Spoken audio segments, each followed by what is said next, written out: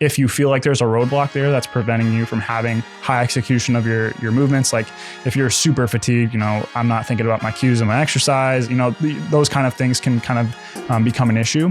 But on the other hand, let's say someone only has access to back machines that are extremely challenging in the shortened position, just as a basic example.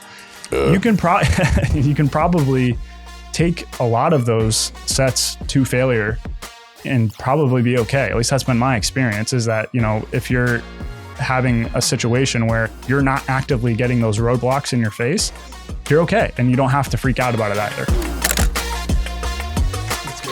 Folks, it's me, Dr. Mike. And today I have someone who actually knows things with me, Zac from Data-Driven Strength. How are you? Doing well. Excellent. It's awesome to have you. I'm a huge fan of what you guys do. The Three Musketeers, so to speak. I have questions for you. People demand to know. There are people picketing our house outside right now. The answers. They want sports science insights, or they have tiki torches. So we have a few minutes to get some things clear. You ready to go? Let's do it. Excellent. All right. So I've heard the term proximity to failure.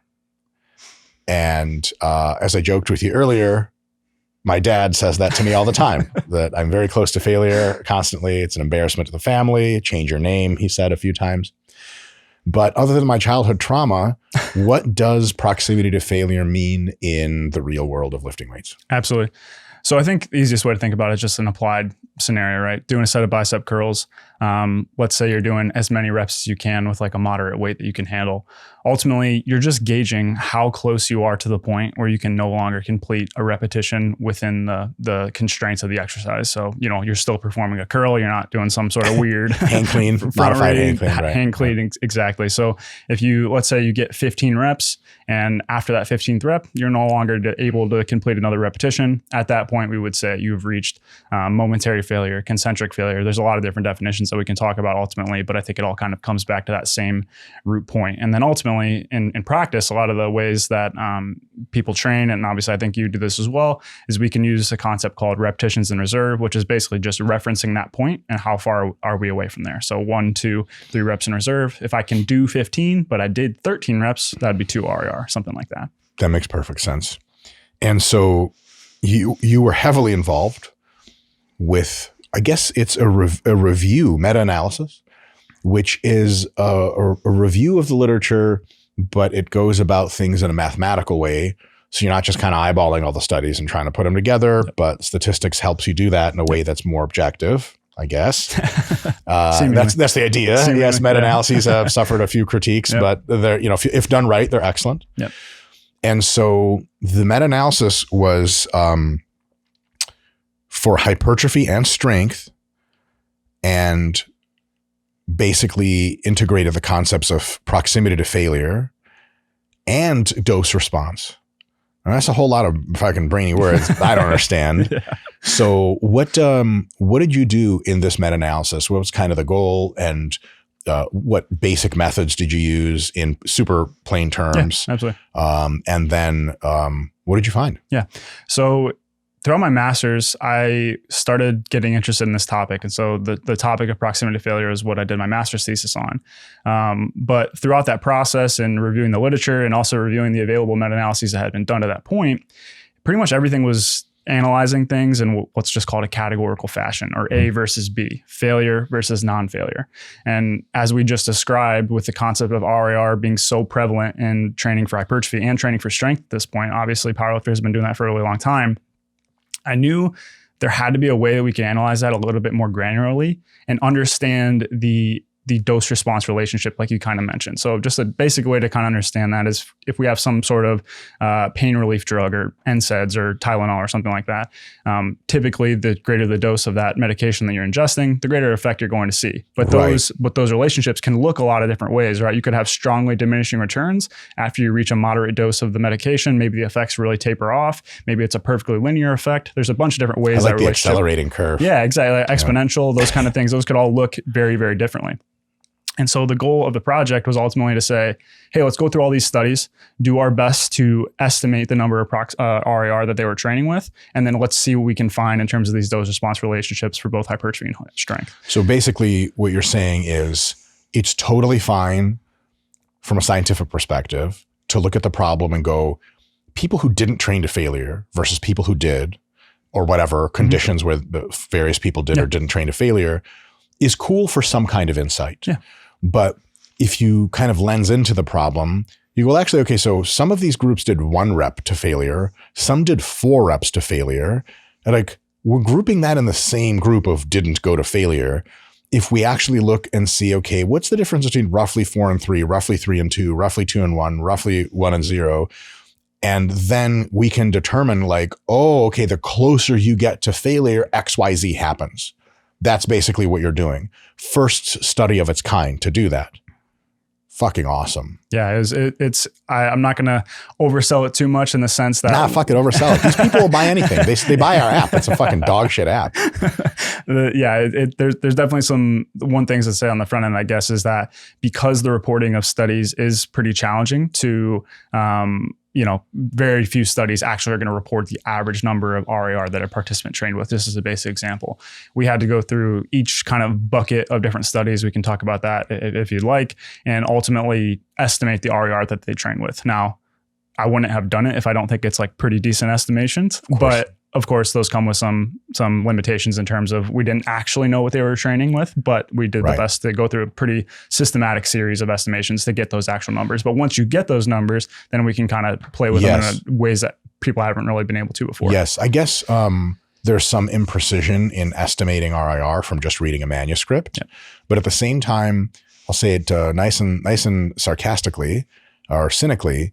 If you think science is anything other than incrementally more educated guesses, you must be doing religion or some shit like that, because it's all guesses all the way down. But they're the more reasonable the guesses get, and the more times you examine some phenomenon and it basically yields the same result, you're like, oh, okay, I'm more confident. Yeah. Like, the philosophers will be like, are you really there? Yeah. You're like, I don't know 100%, but like I hit my hand once with a hammer and fuck, that hurt, man. I think that's really me. So I'm going to bet like 99.999%. Right. So the confidence we have that your methods for assessing how close to failure people were, it's not like, dude, this is 100% the revealed truth. Yeah, exactly. But it's like probably, no, almost certainly better than not having that analysis. Exactly. So just a bit more information. Yeah. I like to think about it. It's almost... Yeah, I almost use almost certainly too. It's probably like directionally accurate is the way that I like to think about it. Yes. And we'll talk about that here in a second in terms of like the exact RARs. I'm less interested in saying exact claims that way, but the directional aspect of things, that's what the analysis gives us. Whereas otherwise, if we are making that failure, non-failure comparison, if you just think about it as a really basic level, and probably just something you've said before is like, okay, failure versus all the conditions we're training with 2 RAR. That'd be a very different comparison than failure versus all the condition training at 5 reps in reserve. Yes. And so those analyses tell very different stories, but without able to actually examine that dose response relationship along the RAR continuum, our confidence in the conclusions that we can draw are just very, very different, right? Yes. Yeah. So when you say directional, what I think you mean, correct me if I'm wrong, and by analogy is like, if you got like 10 guys in a room that you're looking at, my Tuesday night, I would say more than looking, at first looking, of course, just dive in. Respectfully, I don't know about respect. At first respectfully and then not respectfully. And you don't have a scale. You can't weigh anyone, but you can arrange them by rough body size. So you don't know exactly what anyone weighs, analogy. But like the guy who looks like Brian Shaw is probably bigger than the guy who looks like Harry Potter. And the average dude in between, now you have like 3 factors. You're like, someone's like, well, how do you know the Brian Shaw guy beats up the little Harry Potter guy? And you're like, I think combat performance is related to size. Like, well, how much did he weigh? You don't know. Like, we don't know exactly what he weighed. So with train to failure, we don't know exactly if it's 1 RAR or 2, but we know the conditions you mapped out, the 1 RAR subcondition, they probably trained closer to failure than the 2 RIR, Yep. almost certainly than the 3 RIR. And so we can get a rough idea of what's going on. Beautiful analogy. Yep. Oh, I'll stop. Yeah, that's great. Fantastic. We pay him off camera to say, Scott pulls everyone aside that comes to the studio. Like, Mike loves compliments. Let me put that another way. If he doesn't get them, he's like broken an iPad before and stormed out. So like, if you want this to go well, just every 5 minutes, and it can be totally random. You could just interrupt your own train of thought and be like, Mike, I love your sweatpants. I'm like, wasn't that how Donald Trump works? All right, we're getting canceled. No, Donald Trump doesn't cancel people. Fuck it. It's all jokes. All right. So, meat and potatoes, not application just yet, because we'll get that in a bit. But what did you find in your analysis? Yeah. So ultimately, like we said, we kind of went through things in a lot of different ways, and there's kind of a lot of different offshoots that kind of color the main findings. But ultimately, the biggest like headline findings were for hypertrophy. We basically saw a linear best fit relationship that ultimately trends as you are getting closer to failure. The point of essentially the stimulus per set is like the way that I like to think about it, ultimately improves incrementally in a linear fashion. Whereas for strength, there was essentially no relationship. And an important thing here is that both of our kind of primary analyses, you can think about them at a given percentage of 1RM or a given load on the bar or a given rep max, whatever kind of term you want to use there. And that's important for strength because if I have a set of 5, let's say, and I'm getting closer to failure, I'm also increasing the percentage of 1RM that I'm lifting. And we wanted to kind of take that out of the equation. So we wanted to see the actual influence of proximity to failure directly. And so for hypertrophy, tends to improve per set. For strength, essentially no relationship. So basically what that means is your analysis found, roughly speaking, that if I'm interested in getting at least 1 session's worth of any kind of workout and maybe even a few weeks worth or a few months worth of gains, the closer I get to failure in my sets, at least in that analysis, the more likely I am to get more hypertrophy in a way that seems pretty linear. So like more proximity to failure is generally better for growth. And then for strength, the relationship you guys found, and I'm sure you didn't analyze like a bunch of studies at RPE2. Yeah. Right? It was a lot across the spectrum for strength, just because strength is obviously a little bit different in terms of what the programs are designed for.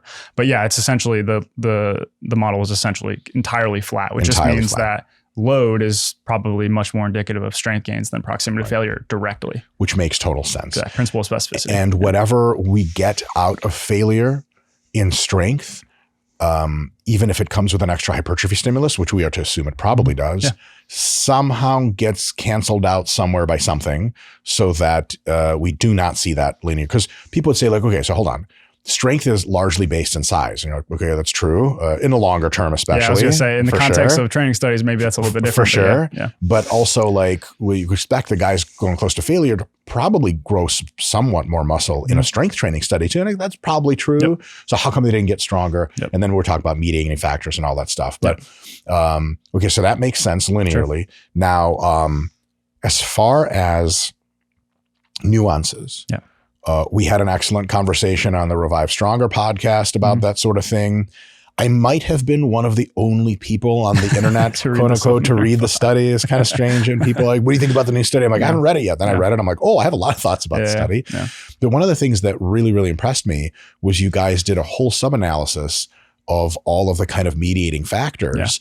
And what I got out of it, and please tell me if this is mistaken, is as you ramp up the number of sets per week, as you ramp up the number of sets per session, as you ramp up the tendency of the study participants, this is an odd way to take a two-factor variable, more male.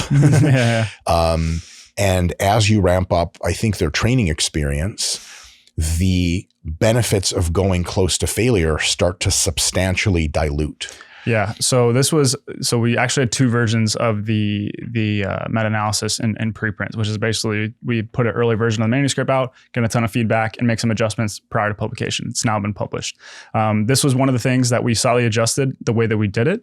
all of what the statements you just said are directionally accurate, but in terms of, the traditional threshold of significant or meaningful things like that, they didn't quite cross that for pretty much any of the moderator analyses, where we look for, okay, what factors in the different studies are ultimately maybe painting this picture a little bit differently. So like you said, all of the training volume, the kind of all of the things you would expect that make the training program in general a little bit more on the advanced side of things. Harder, more stimulative. All directionally do kind of play that out. And I think just calling on some other research that kind of helps, that's come out since Martin Ruffalo had an awesome dissertation project that was performing, relatively high training volumes with relatively advanced people.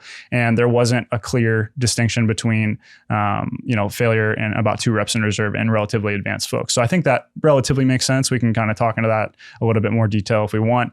But I think the way that I view it, even alongside those factors, is it's still kind of a principle, is the way that I really like to think about it, rather than an actual, an applied outcome that applies in every single scenario. So if we take the premise that on a per set basis, a set is more stimulative as you get closer to failure and probably at the point of failure, and maybe even beyond with some of the, the lengthened training stuff, and we can go into that as well. To me, I just use that in kind of my mindset when I'm planning a training plan, but that doesn't mean that 2 RER wasn't extremely effective, and maybe in certain scenarios is valuable for other reasons. And obviously you're kind of hinting at those. In the case of a higher volume training program, okay, conceivably there's a trade-off between doing every single set to failure and not being able to perform as many sets in the week. So if those kind of things, you have to start playing with these things, but that still can mean that training to failure, maybe on a per set basis, is still more stimulative. But if I'm playing like a game like The Price is Right, let's say, and I have to meet a $1.13 and I don't want to go over, maybe a set to failure is like playing with quarters, and I might eventually go to $1.25 when I have to play with some nickels and dimes to really max out the amount of stimulus that I could handle within a week. That's kind of how I think about it, if that makes sense. That makes a ton of sense. I was actually a contestant on The Price is Right one time. Really? Yeah. And unfortunately, it never aired, the episode, because right. Scott remembers this happening. They asked me to estimate a price for something, and I didn't see this clause in the contract. So my eyes rolled back in my head. I reached out my hand and I accessed the Judaism force, and the camera started flickering. The lights shut down. A couple of the studio audience, they screamed and ran off. I ended up floating in the middle of the room, electric arcs everywhere. Yeah. My eyes were like radiant white, and I predicted and guessed every price exactly to the fractional cent. And they said that was cheating or something. I'm just being me. Yeah, right. I actually don't remember the incident. I'll just remember streams of green dollar. That's all. It's a religious experience. Yeah. So that ridiculousness aside, what I always try to kind of shift back away from direct results of studies and go up a hierarchy of understanding and try to integrate the study results into concepts. And so to me, when your guys' study came out, it fit real nicely with a concept I described to you, and you just tell me like, I don't know if that supports that, or maybe that's wrong. Maybe it's right, but this isn't our shit. So it seems like training stimulus is analogous to filling a glass. And if you have training very close to failure, every time you pour, a lot goes in. If you have training very far from failure, every pour is less. Yep. And so if you have not too many sets a week, like let's say you have someone who's like, I can train for 30 minutes twice a week. You're going to be like, okay, so we're not worried about fatigue a ton, because the hell are you going to do to yourself to make yourself super chronically fatigued from that? Yep. And we need as much stimulus as possible. So just don't have a lot of time to do it. Anything other than damn near failure is like, you've just misunderstood the problem. It's like I have 2 seconds for you to fill my cup and I'm really thirsty. I'm going to go blah and pour a ton of shit in. Whereas if you have a program that's 6 days, tons of volume, if you go everything to failure, you can overfill the cup potentially, or get to a point where you're like filled it halfway through the week, and the rest is like, well, where does the orange juice go? It like fucks up your laptop that's sitting under the cup, all this other stuff. So is that cup filling analogy of like, the more intense the stimulus, the more powerful it is, but potentially the less of it you need to get to where you're going, something like what's happening? Yeah, I think so. I think that's like obviously we don't have concrete answers to literally every permutation of this problem, but I think from, combining practitioner experience with the data that we have, to me, that's a very, very reasonable kind of mental model to operate from. Every set is a little bit more stimulative. We might talk in a little bit why that may have a cost you want to consider, but even just from a practical sense, like anyone knows if you go in and try to do 20 to 30 sets of a muscle group where every single thing is the failure, that's a very different subjective experience than going in doing the same thing with 2 or 3 reps in reserve. Now, does it have to be one versus the other? Is there a combination there? All those things are up for, practical discussion that probably you can find a combination of things. But ultimately, to me, understanding these principles from a directional perspective, and we can kind of paint all these basic training variables from that lens, then you just have the optimization problem of like, okay, from these dose response relationships that we do have, from proximity to failure, from volume, from load or rep range, let's create this optimization problem to get the greatest net kind of effect for the desired outcome, in this case, hypertrophy. So I think that's exactly kind of how I think about it is, and you can apply that to pretty much all training variables. And you just have to pick out the ones that maybe are the most, have the strongest effect. And proximity to failure seems to have a pretty decent effect, but compared to some other variables like volume, it may be one that is worth trading off some of the time. Volume is king. Yeah. So basically what you're saying is, if I think about, okay, I am interested in the max muscle results, and I'm read the meta-analysis, and I'm like, didn't get to the discussion at all. No, I just didn't read it at all. I just read the title. And I just crank. I want the most growth. I should know that for any given set of training, the closer it is to failure, the more that set grows me. And it could come with other things we'll talk about later, like fatigue. But at the very least, I should know that in the same way that I know that the velocity of an object that's headed to somewhere is like a big determining factor of how soon the object will head somewhere.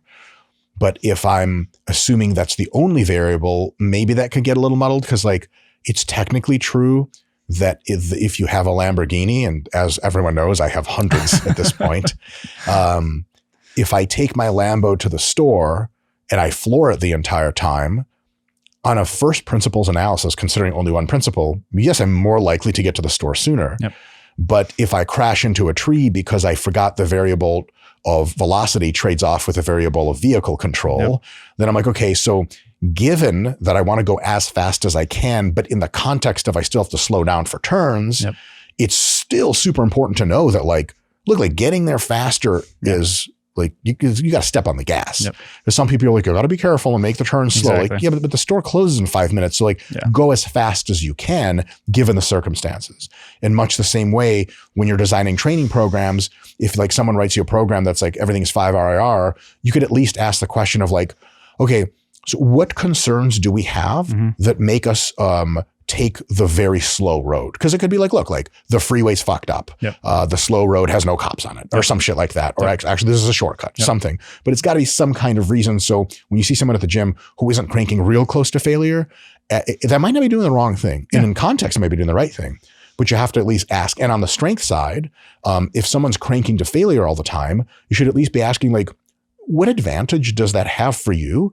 Because it seems like if you went shy of failure, there's not that predictive force of getting you better results for strength. First and foremost, I love that analogy. The way that I usually kind of think about it is as you know, the kind of the fatigue and failure thing sometimes I think is kind of overblown in a way. So I've tried to sit on the fence as much as I can with this kind of thing, and acknowledge that yes, there may be some additional stimulus on the table per set, but also not try to be like a put me in like the failure advocate bucket. And then also acknowledge that yes, there might be a little bit, other factors like fatigue that we'll talk about, that may come along with that, but also that's not always an issue either. I kind of view it like an if-then principle. So if you have some sort of roadblock from training by training everything very close to failure, then you may respond in some of these other ways to manipulate your training program, pull back on that a little bit. But if you never run into that first roadblock in the first place, that's where understanding that the stimulus, maybe there is something to gain, would allow you to optimize that program a little bit further. So from the hypertrophy perspective, that driving analogy is exactly the same thing. And then from a strength perspective, yeah, I think the simplest way to think about it is that in the short to moderate term, so the length of the training studies that we have, I think that's an important... a few months, basically. Yeah, exactly. I think that's an important distinction, because ultimately for the very long term, for a strength athlete, you're basically training for hypertrophy to some degree, like you kind of said. So that's where I would kind of shift the conversation to say, like, that would make sense if you're training closer to failure. Some of your reps are grinding, things like that. But in the short to moderate term, the length of the studies that we typically have, so more like your meet prep or your peaking phase, things like that, and then kind of that length of time, I would say basically the easiest way to think about it is your sets should be slowing down because they're heavy, and not necessarily because you're fatiguing within a set. It's really the simplest way to think about it. Because if I can make the set slow and specific to a strength test because I'm adding load to the bar, that's a very different, neuromuscular kind of condition than, hey, I just did a 20 rep max. And that's like an extreme example, but those kind of the principle of specificity there and how you're getting to those slow, grindy reps, one of them very much reflects the sport or the goal that you're trying to train for. The other one is just very, very different. So that's basically for strength. I think that's the easiast way to think about it. Is you want it to be heavy, not necessarily fatiguing. Yeah. Or like if you can add a rep to your strength sets, or you can add some weight. Adding weight's probably a good idea, because that's what you're being tested on. Exactly. And, okay, super. So as far as the most basic take-home stuff from this meta, what are kind of a few things you think people should absorb from this and carry with them in their little wisdom pouch? Sure. Yeah, I think the most basic thing is that if you kind of go back and look at all the categorical meta-analyses that we talked about, so the A versus B, failure versus non-failure, I think those all kind of painted the picture that there's nothing to gain from training closer to failure. And if you look at those a little bit closer, pretty much every single one of those effect sizes does lean in favor of the failure condition.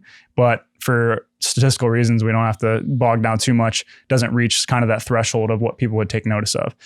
When you do kind of these different analyses where we kind of open up the range of the RERs that we're looking at and look at things in more kind of a continuous fashion, it just makes that a little bit more precise. And I think we were able to pick up on the fact of what most lifters kind of do know is that, Arnold has been saying it for a long time, right? Like, those last couple of reps, that's where the magic happens. And I don't think it's a black and white cutoff by any means, but ultimately the fact that as a set gets closer to failure, the stimulus increases. I think that's just a generally accepted principle by lifters everywhere. And I think that makes perfect sense. And I think this gives people like a positive affirmation of that intuition. So I think that's the first thing.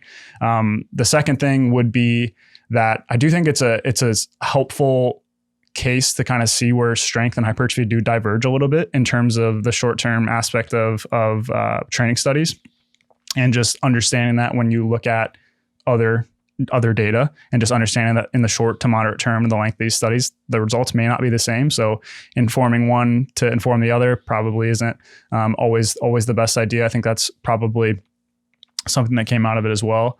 And then third is just ultimately small effects like this are hard to detect, and it takes a lot of studies to kind of combine to really be able to detect some of this stuff. So I think that's where, individual studies are useful, but it's tough to put a ton of stock into painting the entire picture until you get a lot of data to be able to detect these smaller effects that we're looking for. Yes. And on that smaller effects thing, it's probably also true to say that, like, as long as you're not fucking 8 reps from failure, you're getting some decent stimulus either way. Yeah, for sure. And then the question is, like, per set, the stimulus is higher for closer to failure.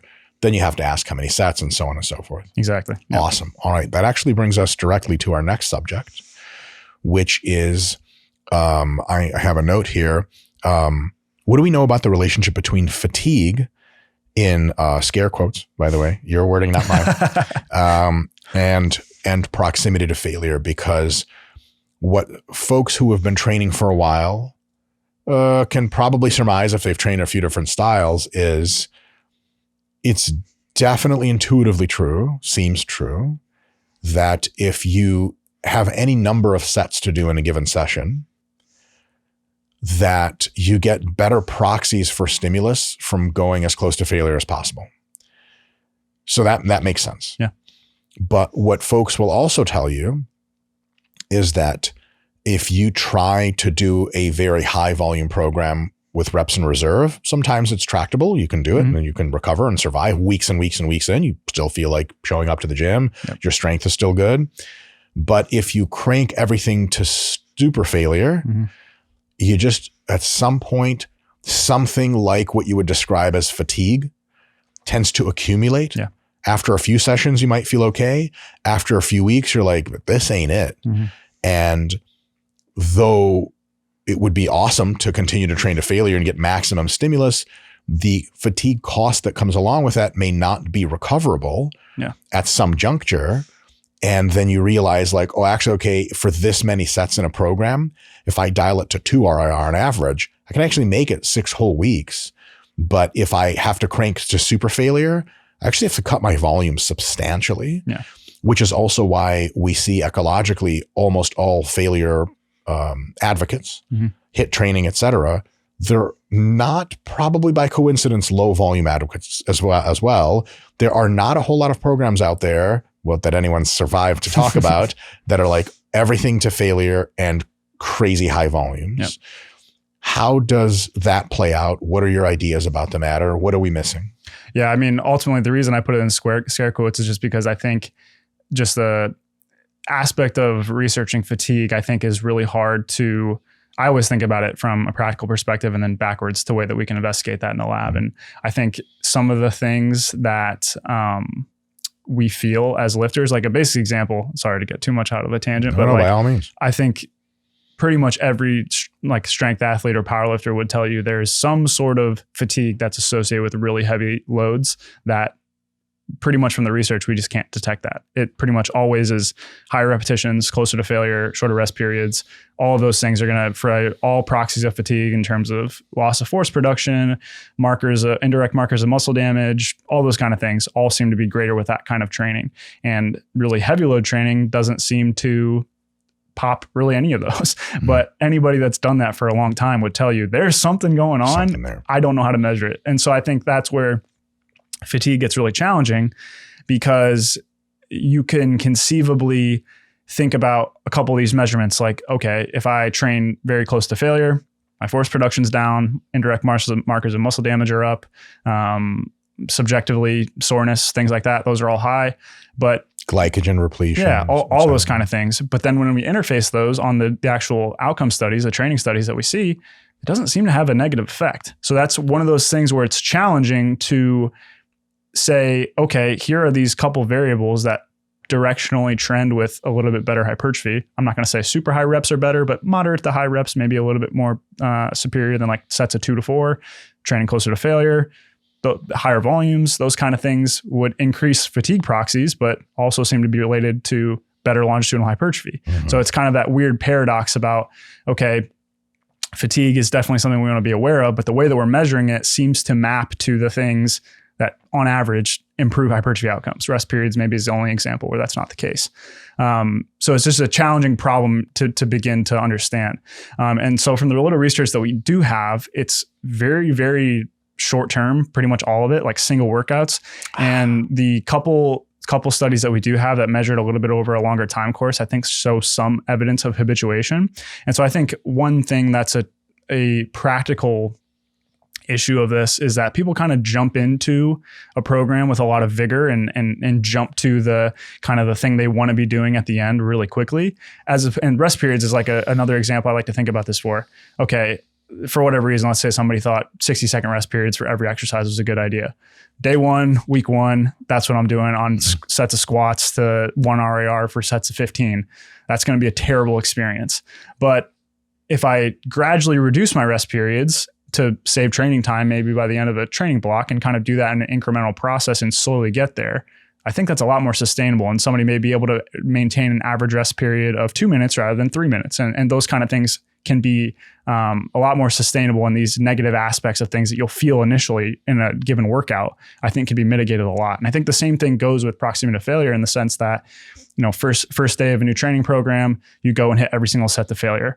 that's probably not what you want to do in terms of trying to make that the negative aspects of that be mitigated, right? You would gradually ease into that. And then maybe over time, your average RAR that you're training with comes down a little bit, but you're not just jumping into that right away. And so I think a lot of these aspects of the negative side of things, we spend a lot of time on how can we maximize the stimulus? How can we maximize the stimulus? Let's, add, length and position exercise. Let's train to failure. Let's do all this stuff. But I think to mitigate some of the quote unquote risk, to be able to maintain that for a larger percentage of the year, maybe we should put some more thought into how to get there and kind of bridge into that so we can mitigate some of these negative aspects of fatigue and things like that. So I think that part of things isn't in the research nearly as much. And so it becomes challenging how to quantify that fatigue experience actually in the gym as a lifter. And so that's where I come back to that kind of if-then kind of structure, because I don't think that it's something we can just kind of apply across the board due to how limited the fatigue research is in this actual area. And so I just tend to think about it in terms of performance and subjective well-being and how you're feeling in response to that training. If you feel like there's a roadblock there that's preventing you from having high execution of your movements, like if you're super fatigued, I'm not thinking about my cues and my exercise, those kind of things can kind of become an issue. So if that type of thing's happening, or you find that you're sandbagging the exercises at the end of your session, you start skipping stuff, you don't feel like you can do as many sets productively, that's where you're starting to say, okay, this is actually becoming a functional issue for me. But on the other hand, let's say someone only has access to back machines that are extremely challenging in the shortened position, just as a basic example. You can probably take a lot of those sets to failure and probably be okay. At least that's been my experience, is that, if you're having a situation where you're not actively getting those roadblocks in your face, you're okay. And you don't have to freak out about it either. So I think it's just trying to paint the understanding of what is the cost and understanding that. And then also, how can I, in any applied situation, make sure that I'm actually running into that roadblock before I take some stimulus off the table, if that makes sense. Totally. One thing we do with the app, the hypertrophy app, is if you start, we have like an option for a 4, 5, and a 6 week mesocycle plan. And if you do the 4 week plan, which means 3 accumulation weeks and 1 deload week, we start you much closer to failure. Yeah. But if you have to make it through 5 weeks of training, we start you a little further away from failure, just because in our experience, as failure tends to increase, or proximity to failure increases week over week, the whatever it is that we're terming as fatigue, but in almost every possible sense, when some arrows are pointing to the same thing, you're like, that's not here. It tends to go up. And of course, there's kind of now 2 factors at least for fatigue increasing. One is every single time you're stimulating, you're closer to failure. So that's fatigue going up just linearly. Sure. But also, we know that recovery from training in most real world cases doesn't occur over a period of like 1 or 2 days. Like recovering from weeks of training takes at least a few days. Sure. And so we tend to notice that fatigue accumulates. And then on top of it, you're putting even more high numbers of fatigue. So it's something that if you start at high volumes in week 1, everything to failure, you just might not make it to week 3. Exactly. And in a world where you had infinite recovery juice, aka steroids, the thing the guy in the trench coat in the gym is always trying to sell you, hey kid, come over here. Tired of making these lousy gains? Of course, gee whiz, mister, I sure am. Check it out. If you could have infinite recovery, then you would theoretically start at very high volumes all the way to failure and beyond, and just like show up the next day and do it again. Why not? Like you can do the thing. There's clearly, with the meta-regression we just talked about, is clearly compelling evidence that the closer to failure you get, the more stimulus you get. And that has been something that I hypothesized like 10 years ago, just looking at the experience and data myself. Now we have formal data to confirm, but it's not rocket science that like the harder you push, the fucking better your results will get. Like it's crazy, but it's one of those things where from almost every sport, that trade-off of how much relative effort you're putting in per any session over how many sessions you have a week, how hard they are, how many weeks you're trying to make it in the training plan before you need to take a break, seems evident. Like in endurance running, it's quite clear that like the closer you push into and above and just below your lactate threshold, like you're going to get better results. And the more miles you put in, like you look at all the elite guys, how many miles they put in, like the more the merrier. But like if you have a very experienced marathon running coach write your program, he's not just going to be like, oh, it's 80 miles this week, because you're going to fucking run your feet off your body. And so fatigue happens at the local level. We know that fatigue happens at the systemic level for endurance athletes. They get that other type of overtraining. Their overtraining so much more fun. They're like, oh, I just felt like sleeping for 16 hours and eating everything. You're like, motherfucker, what? I was just nervous for half a year and I couldn't sleep. With my elbows. Damn it. My elbows hurt. God damn it. So basically what I take from that is we need I hate this term. Every fucking dumbass undergrad research project ends with, in conclusion, we need more studies. We're trying to fix cancer. We don't need another curl study. Get out of here. I'm kidding. But it would be cool to have more insightful literature about the medium to long-term, weeks to months of stimulus to fatigue dynamics. Because we know that in any given level of analysis, training with higher volumes is categorically better for growth. We know that getting as close to failure as possible is categorically better for growth. But we also know that in the real world, ultra high volumes plus categorically getting close to failure every time, it almost predictably leads to burnout.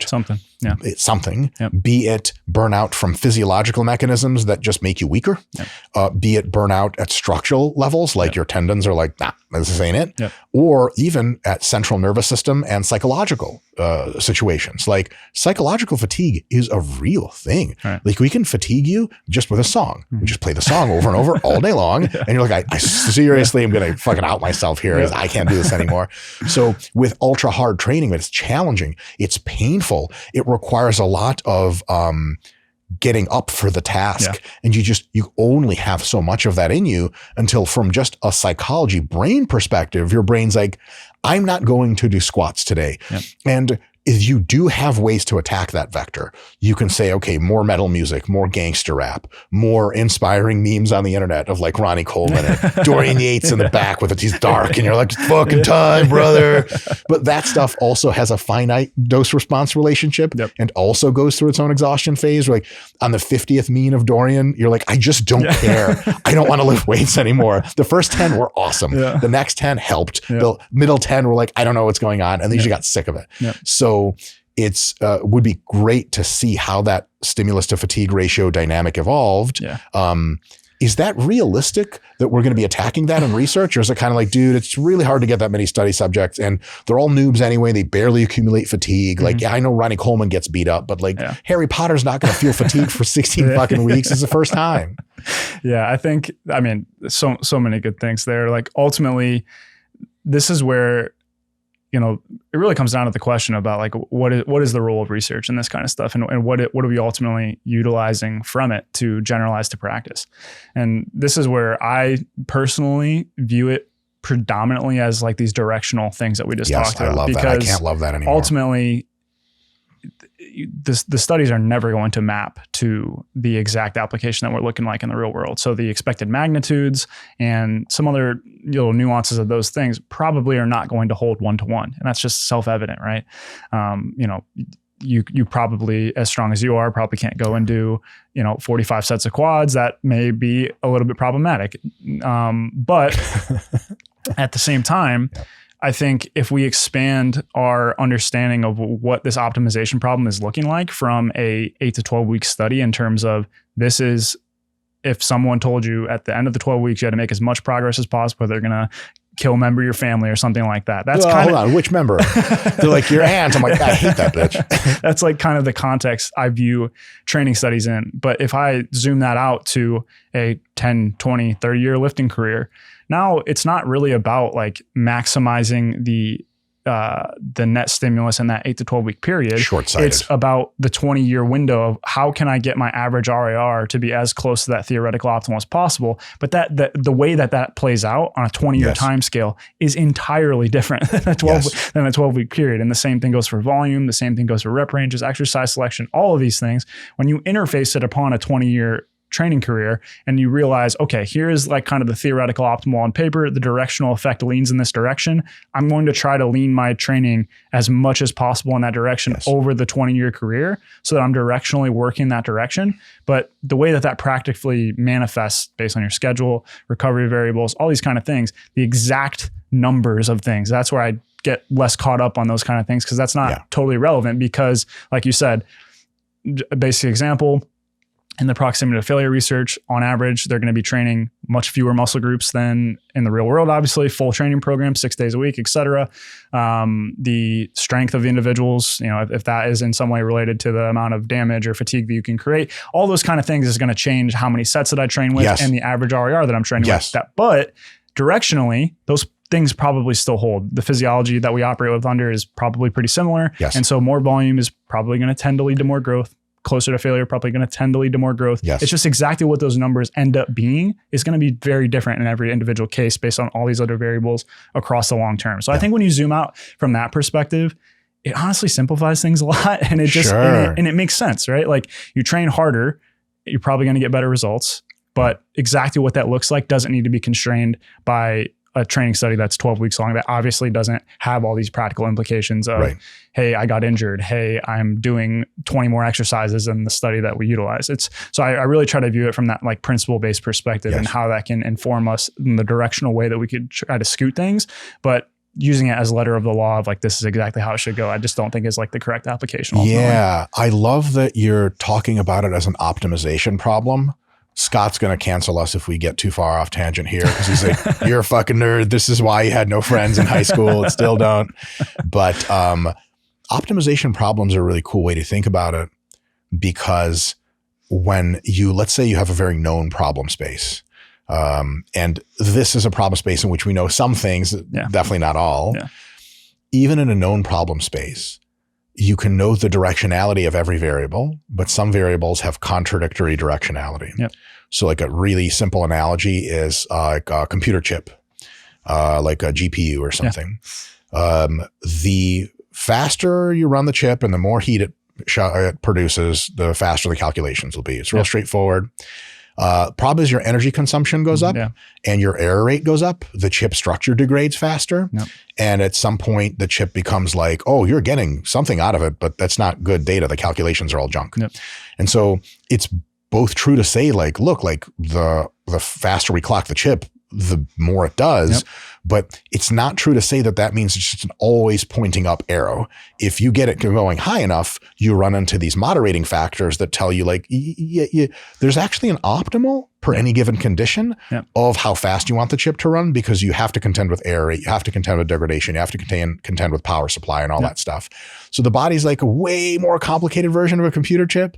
And so to me, it's always like, seemingly decent advice, I want to ask you if you think about it, is start a program for, let's just say hypertrophy to keep this simple, at volume and RIR that's like a good stimulus that you can write home about, like shells crashing in World War I. You're like, dear father, the shelling is daily, but luckily my quads are finally getting pumped. The Bulgarian squads are like, what the fuck are you doing out there in war? I'm getting jacked.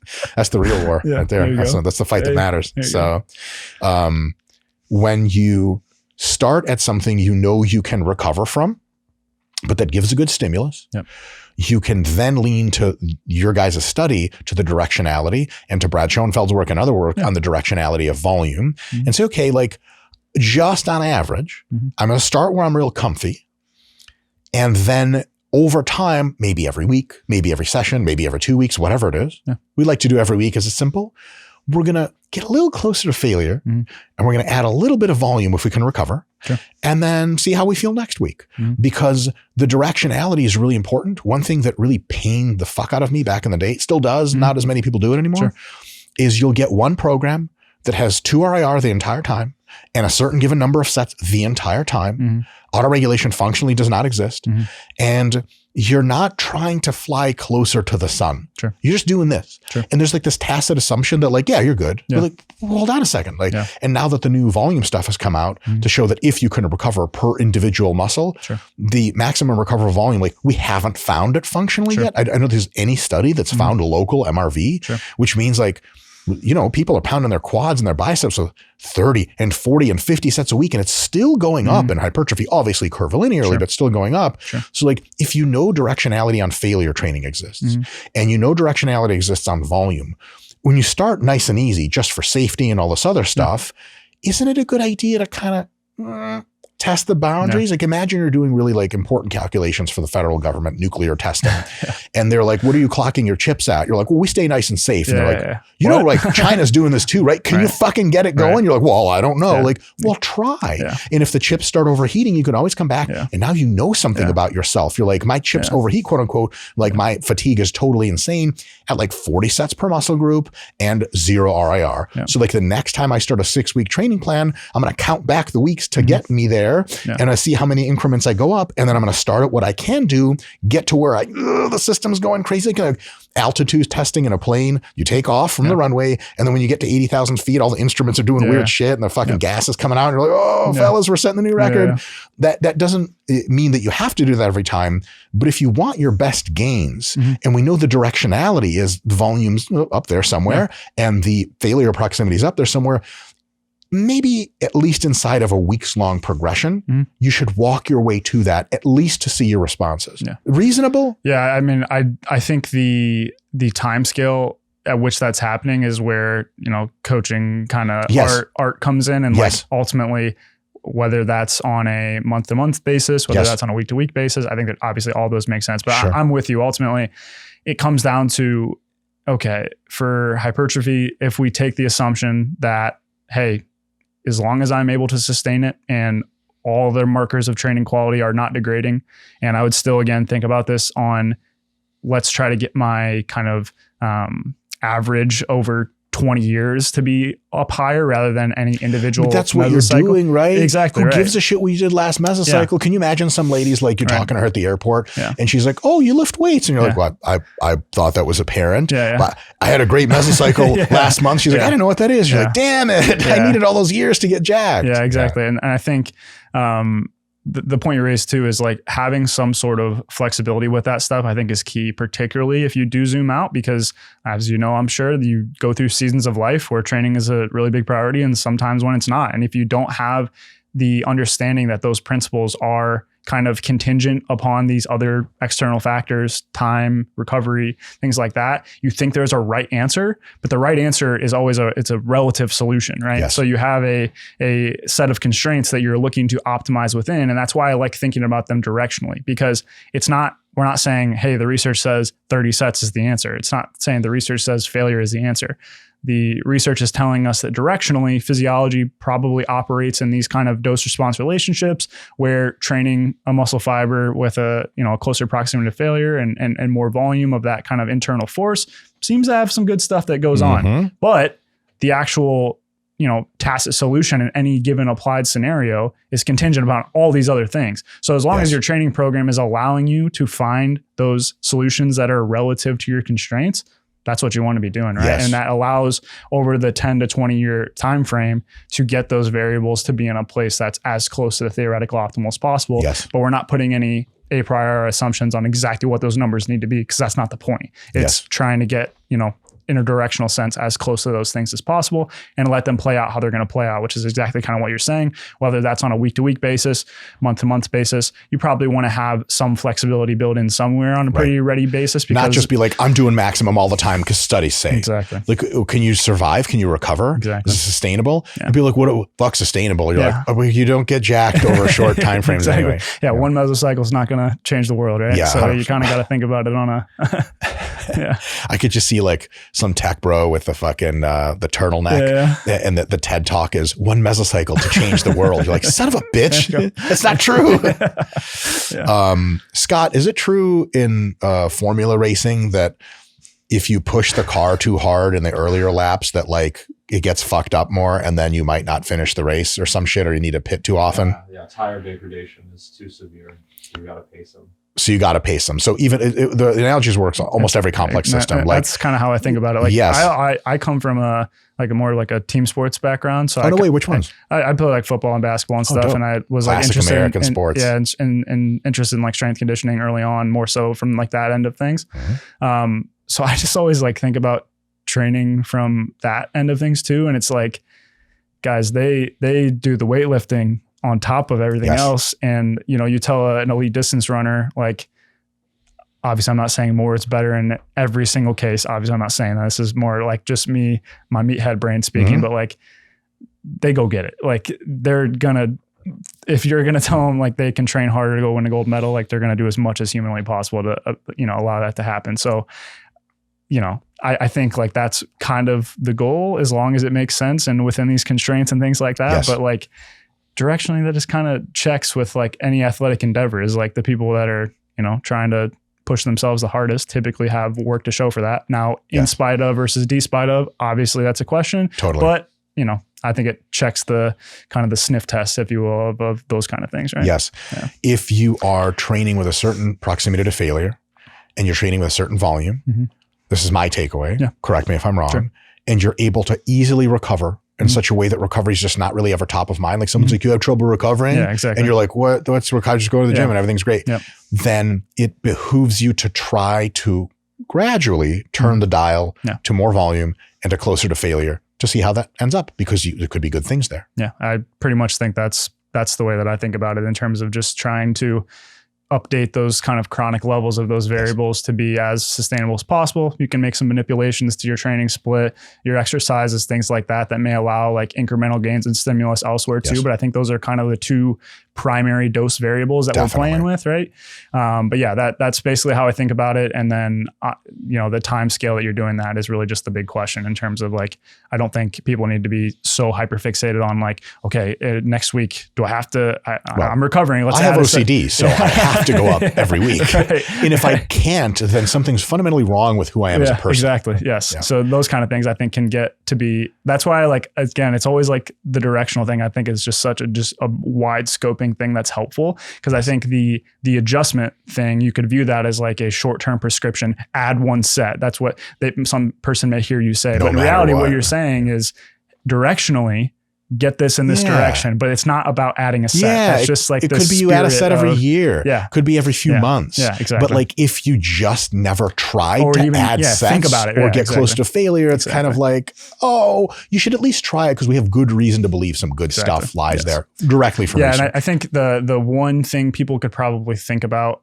and this is another whole can of worms that's hard to conceptualize like too granularly, but like if your performance is like absolutely tanking, or the maintenance of the quality of your training and all other aspects, execution, focus, those kind of things, then you probably adding for the sake of adding is also probably not a great idea. I view it as like, once I've met like the prerequisite standards of training quality that we've agreed upon are a good starting place. Like I'm not doing, camel rows now, or my back's going crazy, things like that. Once you've met those prerequisites, then that kind of system can take over. But anytime those prerequisites are violated in any way, then you got to be a little bit more, caution in terms of adding those things. So I think, people just got to be less tied up in the exact changes that, would lead to those outcomes, and probably more, I call it training skill. Like when I'm coaching, in terms of just like these micro adjustments that you're doing kind of over time in the face of all these different things. As you get better, mind muscle connection gets better, execution on different exercises get better, all those things. Like just as a basic example, let's say your rowing technique gets like 3 times as more stimulative or whatever, just some arbitrary aspect of things. That might result in you decreasing sets, right? So like you get more out of it. Yeah, exactly. As you get stronger. So that's why I think hearing 1+1 set, that's not the kernel of advice. It's saying, hey, you're going to, in some systematic way that you can determine the time scale on that's appropriate,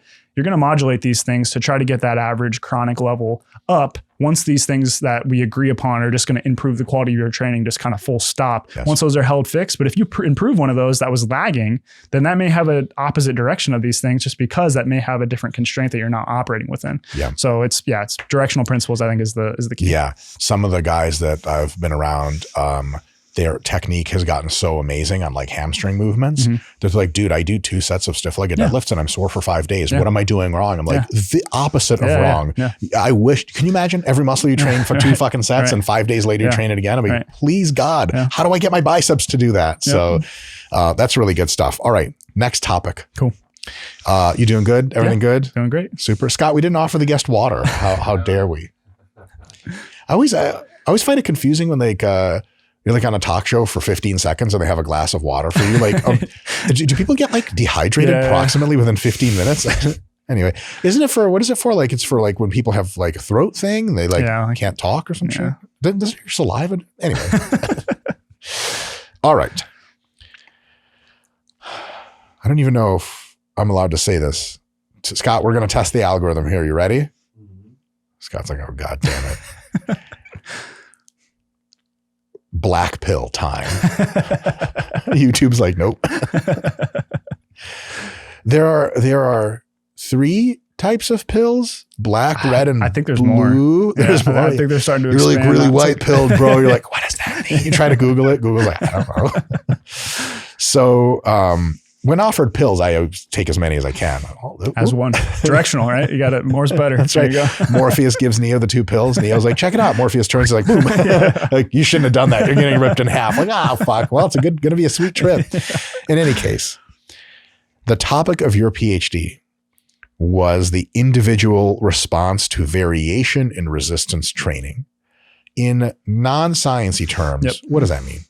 Basically, I came into my PhD with, a good amount of coaching experience and intuition that people are different. And ultimately the way that they respond to training seemingly is very different. And ultimately from a coaching perspective, the interventions that they would do the best with probably are also very different.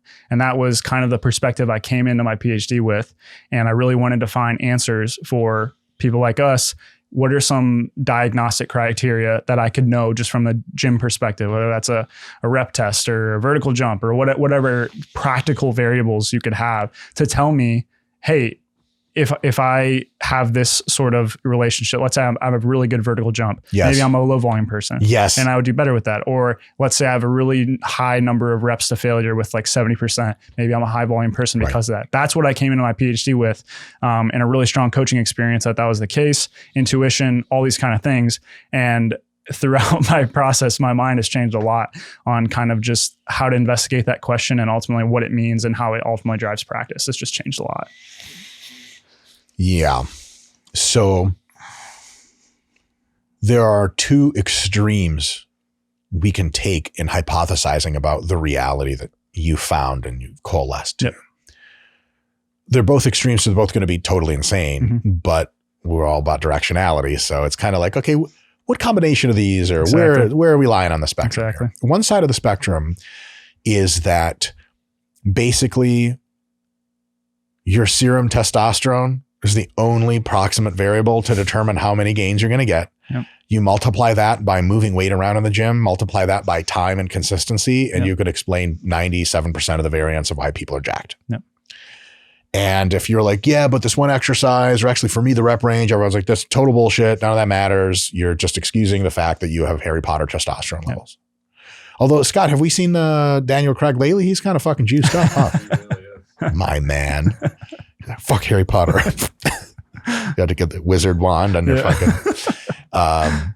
So that's one end. Yeah. You either got it or you don't got it. Yep.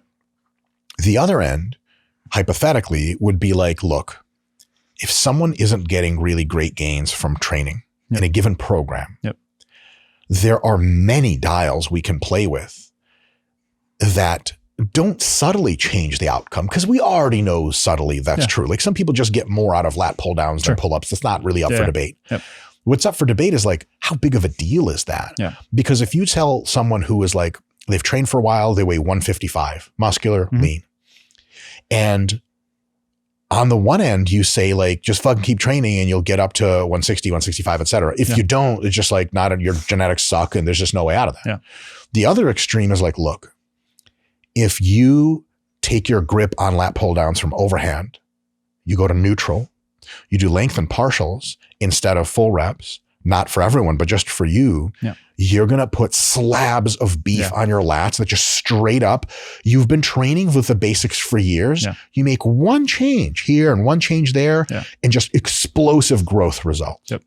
So those are the 2 extremes. One is like, you just train and shit just happens. Yep.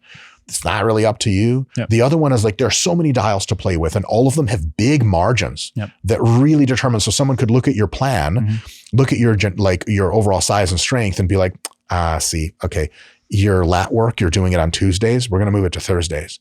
3 months later, you're like, I can't fucking put my arms down anymore, bro. Exactly. So your research has found let's say we put at 0 is the idea that you just fucking train and shit either happens or doesn't to whatever extent. Yeah. And at 100, we put like every little nuance has big differences in outcomes. Yeah. Exercise variation, exercise type, frequency, rep ranges. Like I've trained for years with sets of 10, but as soon as I started doing sets of 20, my shit just blew up into the moon. That kind of idea. Yep. That's 100. Yep. Where did your research find a rough number? It's super, and we understand this is super guesstimate kind of stuff. I think probably the most helpful way to answer it is that I came at it from the perspective that it was definitely on the positive side of 50. Definitely mostly from like the primary training variable stuff. I think biomechanics is like a very separate class, when we can talk about that a little bit. I think that's like a unique situation here, that just a very basic example why that may matter. Machines and training studies are fixed apparatus, right? And my biomechanics may interface on that machine different than your biomechanics. So in some sense, the intervention isn't really standardized. If you just think about the range of motion in which the exercise is most challenging, if I have a leg extension machine and for whatever reason the segment lengths change where that exercise is the most challenging, in a roundabout way, you're not really comparing apples to apples. Exercise. There. Absolutely. So that's where I think biomechanics is kind of separate. Or you're just not using certain muscles that you're supposed to be and you think you are. Yeah. Right. So I think we'll take exercise, we'll take the biomechanics and a specific exercise execution out. Let's put volume on the table. Volume, proximity to failure. Yeah. Some guys like, I don't fuck with failure, but RAR is better for me. And we can use even rep ranges. Yeah, exactly. Right. That's another good one. Like heavy works for me, light doesn't, or vice versa. Yeah. Whereas the other view, the 0% view would be like, if you got that growth bullshit in you, you grow from light, you grow from heavy, you grow from moderate. Yeah. If you got that Harry Potter shit, then like good luck, because nothing's really going to move the dial. It might a little bit, but not much. Yeah, exactly. So I came into my PhD and there, just using one study as an example, there's a study by Damas that basically did one of those within subject designs where one limb does one protocol, the other limb does another protocol. And they had participant level data, obviously. So, could look at kind of each participant's outcomes. And there appeared to be some outcomes. Do you dox them? You send them an email like, hey, like zip codes right you suck. And it appeared to be that, some participants would essentially have a limb that did their low volume limb, let's say, was like either lost muscle size or was like clearly no gain, but their high volume limb was above measurement error and it was like a really robust response, but then also vice versa. So coming into my PhD, that was like one of the bedrock foundations of like, hey, this is showing that people are having variable responses to training volume outside of what we would predict from a meta-analysis. A meta-analysis on average is going to say people are going to respond better with higher volumes, but that wasn't unanimously the case. Therefore, this seems to exist. Then I got awesome committee members on my PhD, much smarter than me, who introduced me to a lot of these concepts that make answering this question extremely, extremely challenging. And so let's paint this picture. I take that same individual that maybe did really, really well with high volumes and very poorly with low volumes. The hidden assumption there is that the difference between those two training protocols is greater than what if I had them repeat the exact same training protocol 10 times in a row? And what is the variability I would see repeating that exact same training program? And if we look at the research that we do have, and we can go through kind of each ones of those, that variability just generally to a given training program seems to exceed the differences. And so ultimately what you're saying there is that the differences that we do see between these two training protocols may simply just be that time they responded a little bit lower or a little bit higher, but not necessarily due to the interventions themselves. And so it's really kind of a esoteric thing to kind of think about, but signal versus noise. Bingo. And so if we look at some of the research that we do have on this, that's like meta-analysis, a lot of studies, a lot of participants, it's limited, not perfect, but it probably is our best look at it. We basically have a ton of resistance training versus control studies. And so you have tons of groups that are performing resistance training and tons of control groups who are not performing any training at all. It's the easy part of the study. Exactly. If you were expecting to see these wide variations in outcomes, the variability in the gains in muscle size, the gains in strengths that you see from these resistance training groups should exceed that of a control group, right? A control group should be very tightly clustered around 0, and you wouldn't expect very much variability. But because of things like measurement error, biological variability, just a basic example, like people's carbohydrate intake may change and you get some fluid retention, random stuff like that. Mm-hmm. That's what a control group's going to growth proxy. and maturation. Yeah, exactly. In college. Yeah. And I think maturation's another, let's stick 18 plus because that's another tough one. But those control groups should be relatively tightly clustered around 0, but they're going to have some variability because of those things we just mentioned. You compare that to the resistance training groups, which have all of those same variables plus the variability, presumably, from the training intervention. Different response between like I respond to low versus high. Or just resistance training broadly in this case. So like some people do really well, some people do really poorly. Right. So the expectation would be, hey, these groups that are training should have this additional source of variability. And when we compare them, we would expect the resistance training group to be more. It's actually the opposite. And that's what's just really, really counterintuitive from that perspective to say, man, this variability that we expect to be there doesn't really seem to be there. And so I think from that perspective, that kind of is the first thing you kind of turn your eye up and say, oh, this is a little bit counterintuitive.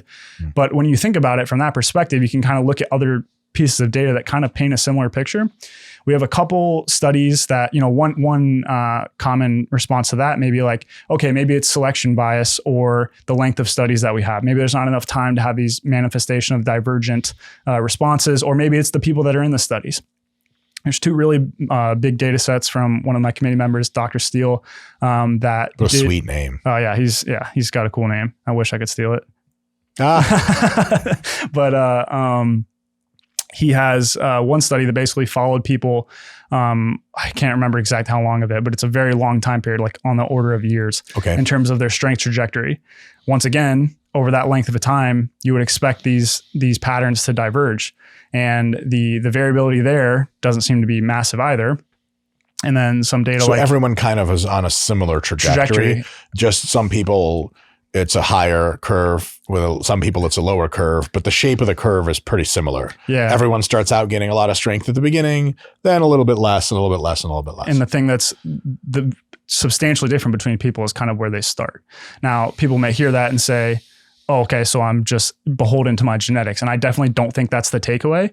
But ultimately, what I think this has opened my eyes to, and my dissertation project is kind of a similar vein, is ultimately that it makes it not as complicated and try to like look for a magic bullet. And I actually think it makes the things that we can take from research, these directional principles that we've been talking about, more helpful. Because if I am an individual that just completely diverges away from what we understand about the directional principles of physiology on average, research isn't helpful at all. If Sure. At any point in time that I can be completely different from the crowd, things get more challenging to utilize those things and ultimately help it inform my training. So I think it simplifies things, and it ultimately helps us hone in on these basic principles that likely are going to operate for most people on average. And the thing that's going to change the actual numbers that you're training with, the volumes, the proximity to failures, the rep ranges, are the kind of these environmental constraints that we were kind of talking about, in addition to preference and some other things like biomechanics and stuff that we mentioned. So to me, at first glance, it's like, okay, we all seemingly have similar training effects. Once we start training, the kind of the gains that we have seem to be relatively similar. That seems like a defeatist kind of thing, but to me, it's ultimately just simplifies things a lot to say, we don't have to look for magic bullets. Probably it's probably the same general principles that apply to pretty much everyone. If I focus on those, I'm going to get the benefits that we think training has. And then the last thing I'll say is like, I'm in no way saying that there's no variability that exists. Very clearly, every time we try to quantify this, it's non-zero. It's just in comparison to the way that I came into my PhD thinking about it. And I think most people will kind of talk about that variability. I think they often, and I did the same thing, missed kind of this pretty big limitation of looking at just like individual data points and seeing a scatter of individual data points and saying that, boom, there it is, very individual rates of response. I don't think you can do that. And I think you have to go about it a very particular way to be informing the actual magnitudes of like variation that we would actually see. So they regress to the mean, basically. So your initial guess roughly was 0 being nothing matters, just fucking lift. 100 being everyone's their magical special snowflake. No one program could explain everything. Yeah. Your initial guess might have been like 75. Yeah. And your current estimate is more like 25. Bingo. Yeah. Okay. Exactly. That makes sense. So the takeaway from that is like, look, so insofar as you can recover, training closer to failure is probably better than training further failure. Doing more volume is probably better than doing less volume. Getting a recovery aligned and getting more sleep, et cetera, is probably better than less sleep, so on and so forth. So the basics kind of apply to everyone. And there are nuances. People are different in a way that matters. Yep. But to me, one of the big takeaways is if you are arranging your training program after years of training, rearranging it for better gains, what you should expect is like, dude, I can make some fucking better gains with this. What you shouldn't expect is like, I'm going to be Ronnie Coleman next week. Now, I know this is an exaggeration, but like, I'm going to get categorically totally different gains. Possible, but less likely. And I think it's still like, to me, it still puts the onus on the training program that you're utilizing and still like rewards effort, because ultimately although the theoretical rate of progress may be similar among people, that doesn't mean that better training isn't better training. It still is. And so adhering to better training for a long period of time and iterating upon that to make sure that your strategy is sustainable for your external context, like your biomechanics, and then just, again, optimizing within your own individual constraints, there's still a lot of individualization that's occurring within that. It's just maybe not from this theoretical physiological perspective, which was really the sector of the pie that my PhD was focused on.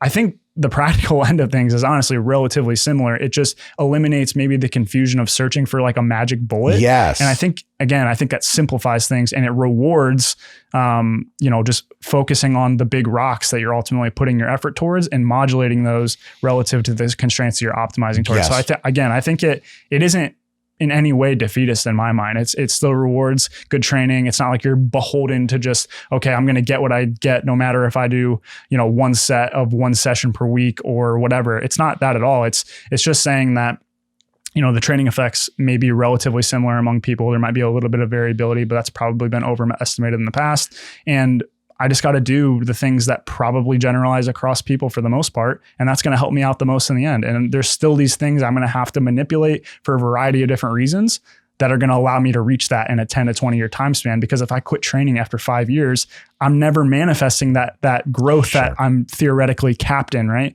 The people that quit training because they don't have a sustainable recipe for the things that they're doing are never going to reach the theoretical cap to that response rate that we may think exists. Right. But at the same time, just a few percentage points better per year than what you were otherwise doing has an accumulative effect that's like pretty impressive. Yeah. So 5% better over 10 years is like some kind of absurd number. Yeah. So over time, it does add up. But if you change your program in the short term and expect just like 3 months later to get radically different results, like we already know that's not likely. Yeah. And the reason we're saying isn't actually to bring people down. No. The reason we're saying it is reverse in my mind. 100%. It is we're trying to liberate you from unrealistic expectations. Exactly. Yes. Because if you think, oh, fuck, this new dumbbell press variation is going to be everything. It's hashtag goals or whatever. And it doesn't make things way better, but a little bit better. You're like, dude, this sucks. Like, no. This is what you should have been expecting. Yeah. And it's a set of principles that's so true in many other applications. Like if you're, like let's say you're a guy who's on the dating market and you're looking at like, what outfit should I wear to this date? Yeah. Somebody who knows a little bit about dating, not me, this is red pill shit I've read on the internet, can tell you like, look, if you go in an awesome outfit versus a clown show outfit, you're going to see some differences in response from your date. She's going to be like more or less into you. But if you think that the outfit you're wearing can mess on the same order of a variable of like how chill you are, like if you're a douche, and you're like, yeah, but I got a 3-piece suit on, like that ain't it. Now it's better to be a douche in a 3-piece suit than be a douche in like sweatpants on a date. Oh, there we go. But it's just the thing you think has these huge carryovers actually has quite small ones. That doesn't mean they're not real. Yeah. And if you arrange all the small variables in your program well over time by learning yourself and being available to the literature, by watching more podcasts like this, am I right? Scott, am I right? Yeah. then you can make meaningful differences versus the alternate universe version of you that was like, just fuck it, lift. Yeah. We're not saying just fuck it, lift. No, not at all. We're saying that you can make changes, but the changes are kind of like, if you get a Honda Civic, you want to race, you tune up the engine, you can tune up the computer, you can get different tires, and that will make it go faster. Yeah. But there's not a road to the Lamborghini there. You just have to get a fucking Lambo Which to I think do is that. self-evident. Right? Self-evident. Like everyone kind of knows it in training. Like Yeah. if you start out with 100 pounds soaking wet and over the first several years of your training doing it, and this is what I tend to say often, people are like, how do I know what my genetics are? But you got to cram in several years of what I call a diligent effort. Your sleep better be right. Cause like if your sleep sucks, that actually is a big unlock, huge unlock. Yeah, exactly. If your nutrition is there, you're eating enough to supply enough protein. If you're training diligently and consistently and reasonably, whatever your trajectory is after 3 years gives you some decent insight on what it will continue to be in the future. So if in the first 3 years you did the Jay Cutler thing where he gained like 50 pounds of muscle in 1 year, like it's unlikely that's just going to stop. Some satellite cell bullshit, maybe in some cases, but not likely. Whereas like, because some people make goals early and never did this, but some people are like lift weights for a week and they're like, I want to be an IFBB pro. And you're like, but okay, that might be a thing, but like, let's give it some time doing diligent stuff. And then we know like, if you're well on your way, hey shit, man, things are probably looking up. But if it's like you gained 5 pounds of muscle over the course of 3 years of like really trying, and everyone has looked at your program as like, doesn't seem to be anything missing to me. You might have some unlocks that get you another 5 pounds even in the next year. Oh my God, it's 3 times the rate. Unbelievable. But it's unlikely that an unlock will get you 20 pounds of muscle in that next year. Is that seemingly like... And I like to think about it from like a training variable perspective. I just think that makes it the most concrete is like, ultimately the implication here is that like, let's say we have this, or even the proximity failure one we just described, let's say we have this kind of linear relationship that we think is kind of the population average, or maybe a manifestation of how we think physiology works. Basically the implication is that I don't necessarily think that's going to differ too much per person. Right. Everyone benefits from going closer to failure if they can recover. Exactly. And the thing that's going to... Almost everyone. Right. The thing that's going to manifest that differently in an applied case are those environmental constraints and then some of the other like weird factors like biomechanics, maturation. There's kind of weird camps, but it may just like cut off where is like a practically reasonable place to land on that curve. Whereas, but it doesn't mean that the rest of the curve doesn't still exist. It just means that in your given applied scenario, because your sleep sucks, your nutrition sucks, whatever, this may be this is the most volume you can do. Exactly. But that doesn't mean more volume in a theory might not be a little bit more and beneficial. in practice, if you fix your sleep and then you might be able to handle more. Exactly. 100%. Exactly. So I think that's, to me, again, it just makes it so that as a coach, think about the alternative. Like, okay, let's say that every single person's fundamental like laws of physiology operate entirely differently. That's like the extreme I like to think on the other end of the scenario.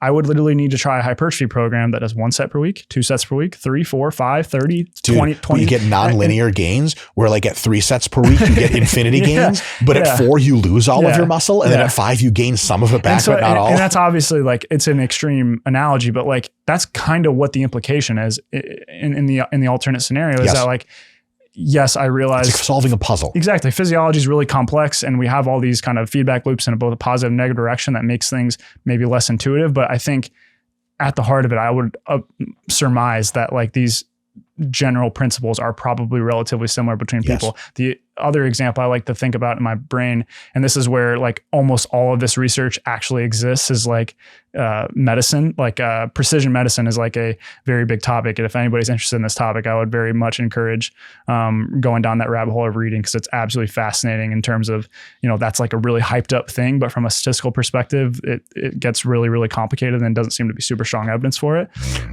But ultimately, like blood pressure medication, just as like a basic example.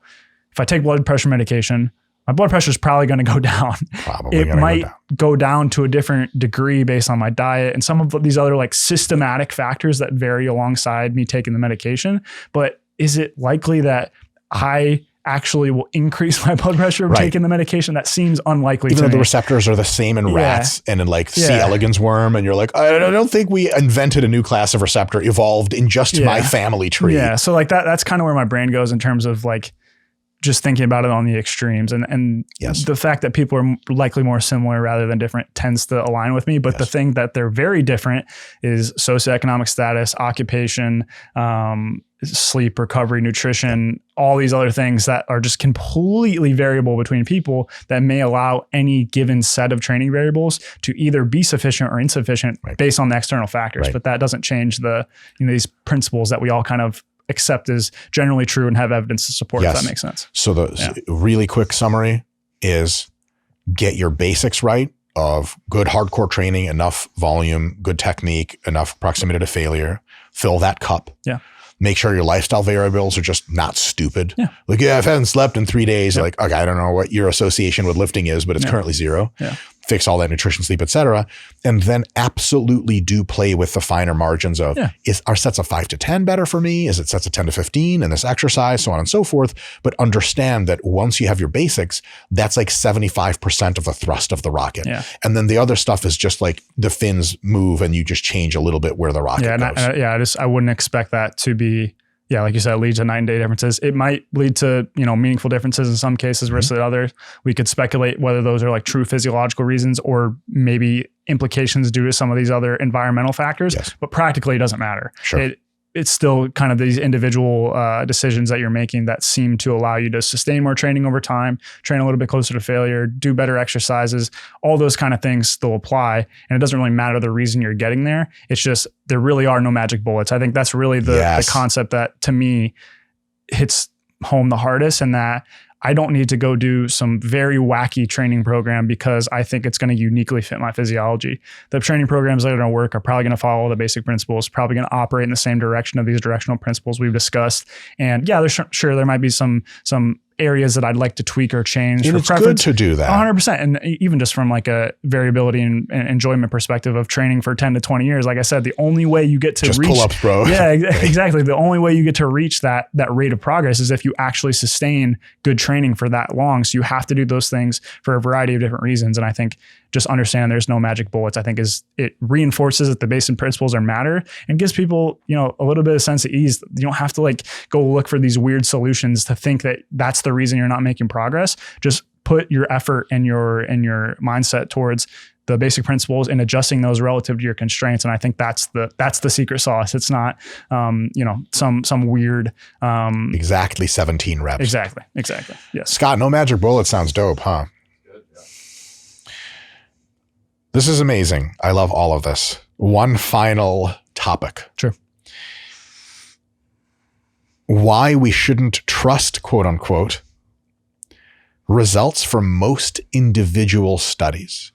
The way I interpret that statement is, in any one individual study comes out, by itself, it tells us a very important but small part of the grand picture. And if we combine that study's insights with all of the studies done so far, and we're starting to get into the realm of 5 or 10 or 15 or 20 plus studies, a picture starts to emerge where the quirks and statistical errors of these studies more or less cancel out. And then all of a sudden, we start to see a picture being painted that as we add more studies into it, coalesces rather than fragments. And then we can say, okay, 25 studies later, it seems like if you can recover, the more volume you do, the more the muscle grows, at least in a short time scale.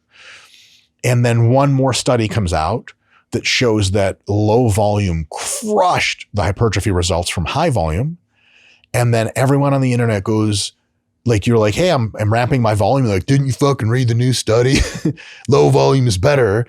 And it absolutely could be that study is actually at ground truth, but all the other studies were dog shit. It's possible. Yep. But it's not as likely the more studies you have beforehand. Yep. So if you have a new study that comes out, you have to be like, okay, the result is, if in line with other studies, still could be an error, but nothing curious here. If the result is very different, then the next question we need to ask is, how can we investigate this further, do a replication of the study or similar, and see, okay, is there anything really there? Or is this study just by a number of variables, sheer randomness, accident, which happens all the time. Yep. Malfeasance, like it's bullshit numbers, which is very rare, but does happen sometimes. Or just error at the procedural level, error in collecting the data, error in data processing, error in data interpretation, error in statistical application, error in how the discussion is written. Because a lot of people just read the discussion or the last line of the discussion. And like, you know, they'll say like, in conclusion, there are no differences between XYZ, but they meant statistical differences. And if you look at the meaningful differences, you're like, these guys got double the growth. What the fuck are we talking about? So all of that stuff is potential sources of error. And if we see like, oh my God, there's so many ways in which a study could be leading us wrong, maybe betting on one study at a time should be more like, oh, that's interesting, and less of like, dude, change everything about your training because this new study says you're an idiot and you were wrong. Is that somewhere where, but you have much more to say about this. Hit us up. 100%. I mean, I think if I've had a shift in the way that I interpret and kind of utilize research from a practical perspective, this has just been the number one thing that like now that I've done more research and just been behind the curtain maybe a little bit more, I think this is just something that I've really come to believe pretty strongly. And I think it comes from a few basic principles of like kind of how I've arrived to this. And obviously trust is in scare quotes and kind of a tongue-in-cheek sense, in the sense, obviously we both value the research process and value new individual data. Like that's obvious in the implication here, but I think it is important because like I said, there's a few basic principles. The first thing is just, I think it's a valuable exercise for pretty much anyone to just understand the concept of what's called sampling variance.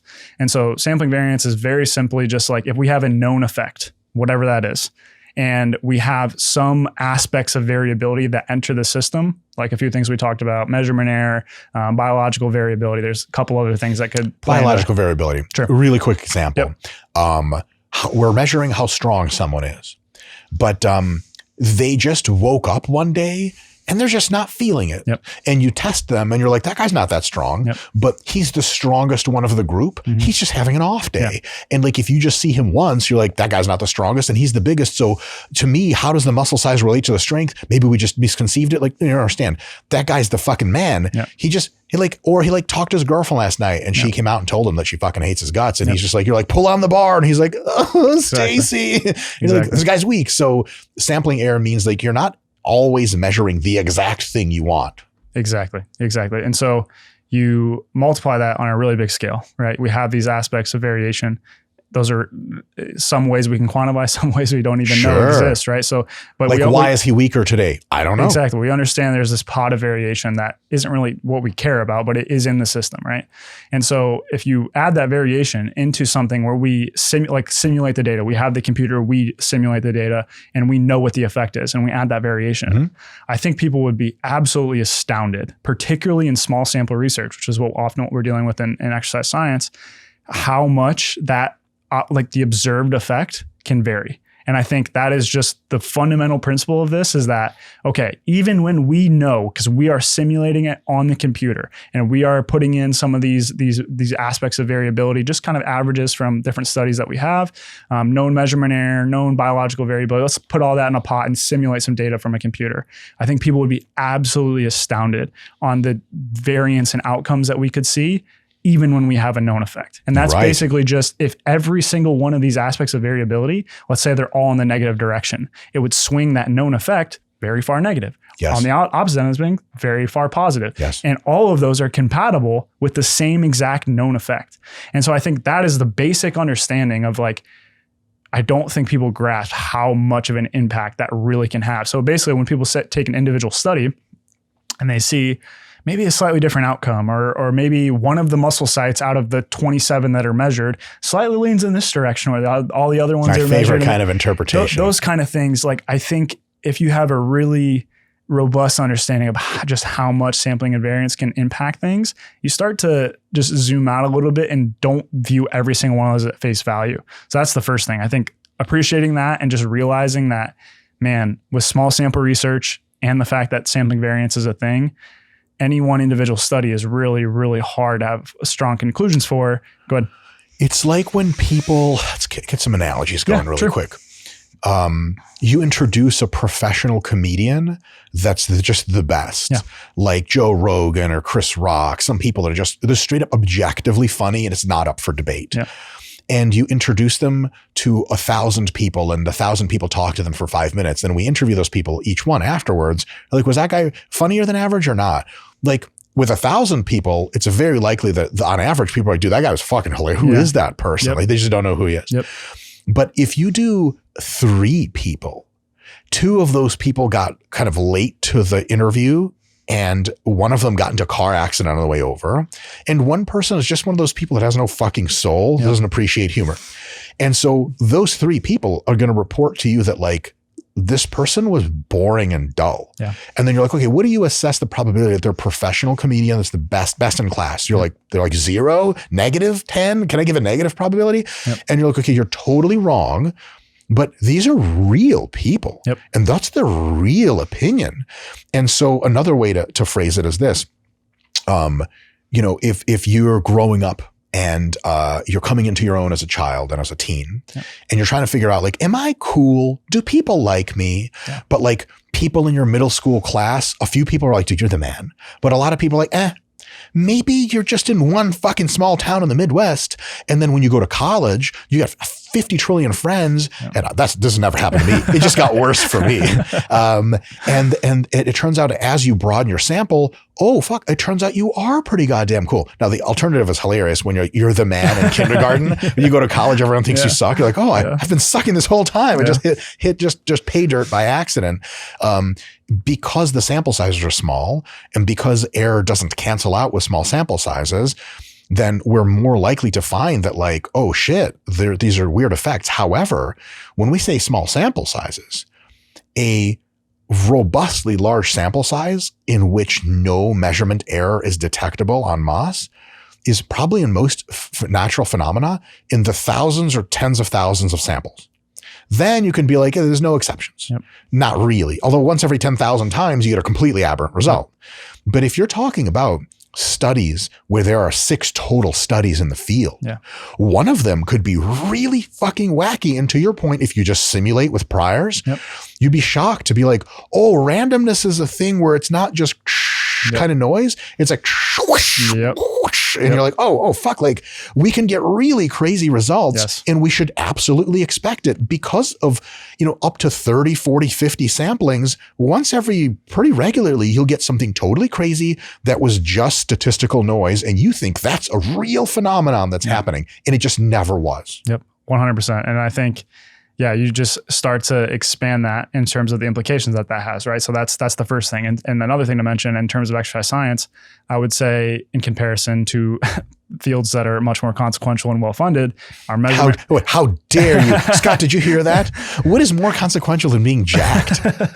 Our measurement errors are probably larger on average. Oh, huge. Our biological variability probably is less controlled on average. Just like a basic example, like in a medical study where they're doing something with glucose, they probably are controlling their breakfast. They're probably controlling their sleep in leading up to the test. It's just those kind of things. There's more aspects of that variability equation that in exercise science is probably left uncontrolled. So that variability part of it, we have a small sample and that variability is probably higher. Both of those are kind of manifested. So let's take an individual study. And you probably have heard the concept of a confidence interval or a credible interval from Bayesian statistics. Avoid the jargon, but let's just assume that interval essentially represents the range of outcomes that something is compatible with. That's really all it's kind of getting at from a basic perspective. So let's say we have training program A versus training program B and high volume versus low volume, let's say, and we're looking at the difference between the groups. And oftentimes in a study, they'll report that difference and then some sort of interval alongside of it. If you interpret those intervals literally and in like a true statistical significance perspective, the kind of manifestation of that interval is if it crosses 0, which is saying it's compatible with both sides of 0, right? That would be a non-significant outcome typically. So that's kind of where that comes from. But in our studies, typically for an individual case, the interval will stretch widely on both sides of 0. That is a huge difference in comparison to like a very well-funded medical study with thousands of participants where it may cross 0, but it is extremely, extremely precise. That concept of precision is basically how you look at the power of an individual study. And the reason we do meta-analysis is that it increases precision, right? So an individual study, if we're looking at the range of outcomes that it's compatible with, in almost every case, it's going to stretch very far on both sides of zero. And even further, it's become more common now to also have the range of what you were kind of calling practically meaningful outcomes. So something we've done in our lab a few times is okay, here are the outcomes outside of which we'd be pretty confident saying it's not compatible with measurement error. You need to kind of cross that barrier for us to really take it seriously. Even if it isn't crossing zero and it's not statistically insignificant, it needs to also be kind of a meaningful size of an effect for us to take it seriously. You can gain 0.1 more pounds of muscle Exactly. for 10 years with And this. And we know you can. Okay, great. If you have 1 million subjects, you might be able to detect that from a significance perspective. But we also want to have these concepts of is it a meaningful effect size? And if you layer on that as well, a lot of the time the interval will not only cross zero on both sides, it will also cross both sides of the meaningful kind of range. Sure. So that, to me, the reason I bring that up is I think that if that is visualized properly, I think very easily communicates why any individual study is really hard to take a lot of confidence in. That point estimate or the kind of the number that is presented as kind of the finding, that's what we're most confident in, and that's kind of the number we'll put forward. But the range of effects that it's compatible with from a practical perspective is strongly negative in favor of low volumes and strongly positive in favor of high volumes, even if it's leaning in favor of high volumes. And so the only way you'll really be able to take the kernel of truth out of that is if that individual study had way more subjects, way less variability, or we meta-analyze a bunch of studies that are similar. And so I think if you take any individual study, the odd study here and there may, even with a relatively small sample, be able to detect one of these meaningful effects. And in that case, maybe we take it a little bit more seriously for a variety of different reasons. But I would say if you kind of zoom out and look at most studies that we have, even if there is like kind of a sexy finding where something would lean pretty strong directionally in favor of that thing, I'm not saying that that's not practically relevant to know. It's just that we can't really know if that's something that really holds on top of the sampling variability we just talked about and just the aspects of outcomes that it's compatible with. We can't really take the kernel of truth out of that until we have a bunch of data that we can ultimately aggregate and be really, really confident in what reality is. Yes. That makes sense. So if you want to find out if you are cooler than the average person and you talk to 5 people, and you sort of ask them after the conversation, like on a 1 to 10 scale, how cool am I? We've already contended with the fact that if you just choose 5 people at random, there is some very reasonable probability that we have to understand exists that you actually somehow picked a representative sample, and that when we test it on 1,000 people, it's going to be basically the same. Like, you were roughly a 6, a little bit cooler than average. We test it with 1,000 people, you were a 5.97. Unbelievable. That's possible. What's also possible, very possible, is that you got a random bad luck sample and everyone just didn't vibe with you and they're like, you're a 3. But in reality, when you go to test you at 1,000 people, you're a 6. It's also possible that you vibed super fucking hard and then you're like an 8. But then it regresses back to 6 when we test with enough people. Like, you just, they're great people we picked. Just didn't seem to like you, but we're trying to find out how cool you are on average. And if the average person can pick up, like, if you're like someone's super creepy, most people will be like, that ain't it. If someone's super suave, some people don't like that, but some people, on average, most people will be like, that's a pretty fucking dope guy. And so that takes care of the kind of the statistical noise part of just sampling, error, and all that stuff. What I want to talk to you about next, by analogy, and then we'll open it back up to exercise, is in that whole coolness test. What if we look at the variables where we're assuming that the people giving us the feedback are different honest in some relevant way? They're honest. And they understood the test. Those are 2 assumptions that actually don't hold under inspection necessarily. So we're saying here that if the researchers do full due diligence, execute their methods meticulously, all of the samples collected are the real numbers. They do statistical processing properly. Even then, we have massive variation study to study. Yep. But we have even more variation if we inject the stuff of like, well, sometimes studies make mistakes. Yep. Sometimes studies are retracted. Very rarely. Sometimes people just make up results. Or an undergraduate like was supposed to be writing down numbers from a readout and like they missed two because they were texting and they're like, they just interpolate. Yeah. And you're like, oh, it makes sense. Yeah. We see exactly the relationship we wanted, but like that actually wasn't the data. Sure. The real data was never collected. Sure. So if you integrate that, imagine like asking, someone puts you through that talk to 5 people, see if they're cool. And as the study participant, as the subject, you're like, hey, researchers, girl number 3 legit never looked up. She was on her phone. Yeah.